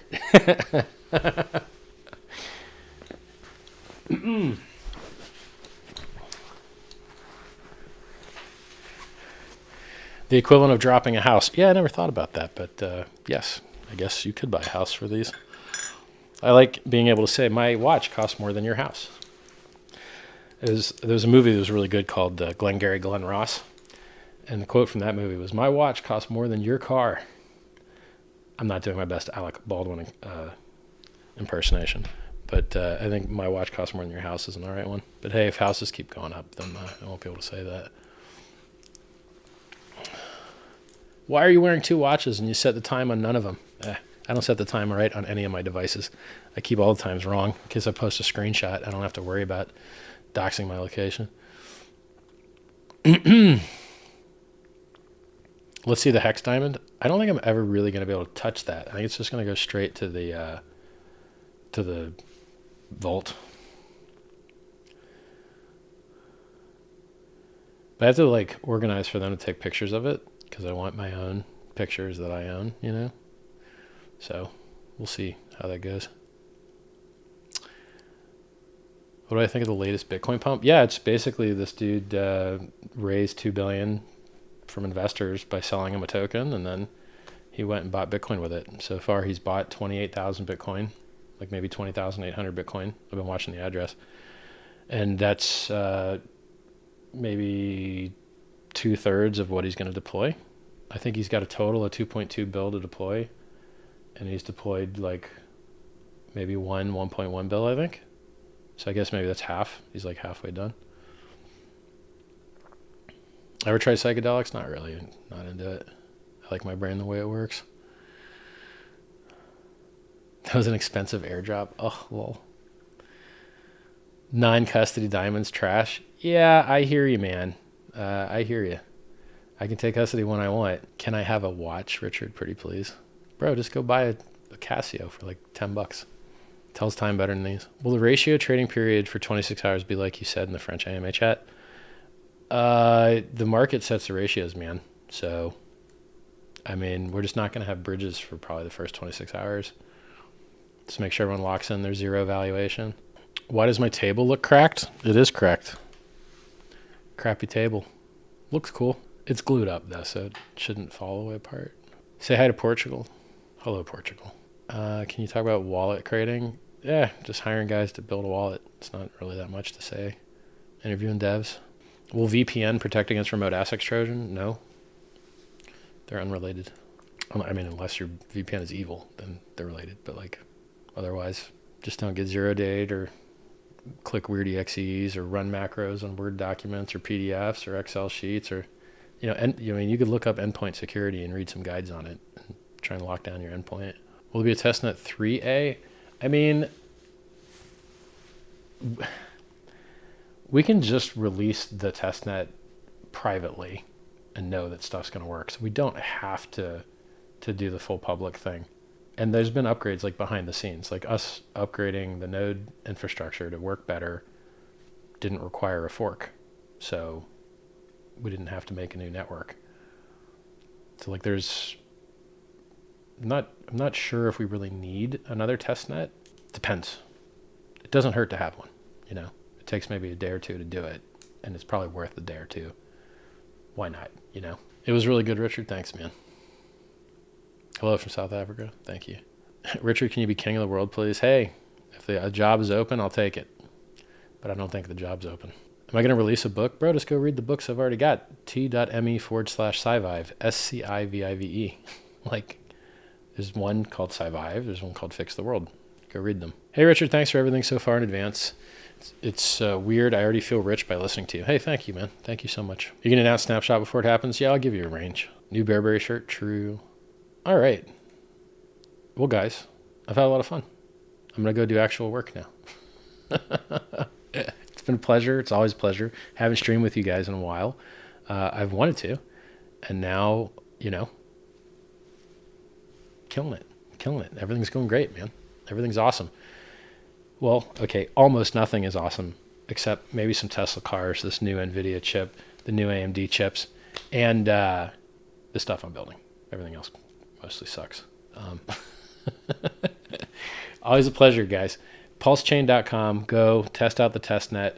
Actually, the links, so some of the links need updated to V2 links. The links at the top, those V2 links are all fine. They say V2B in them, but some of like the hard-coded, kind of like hyperlinks and the text and the body didn't get updated. So someone is going to have to update those links to have V2B instead of V2 in them, and then they'll work as well. And yeah, thank you so much for viewing. Please follow me. Richard Hart Win on Twitter, Richard Hart Official on Instagram. See some cool pictures there.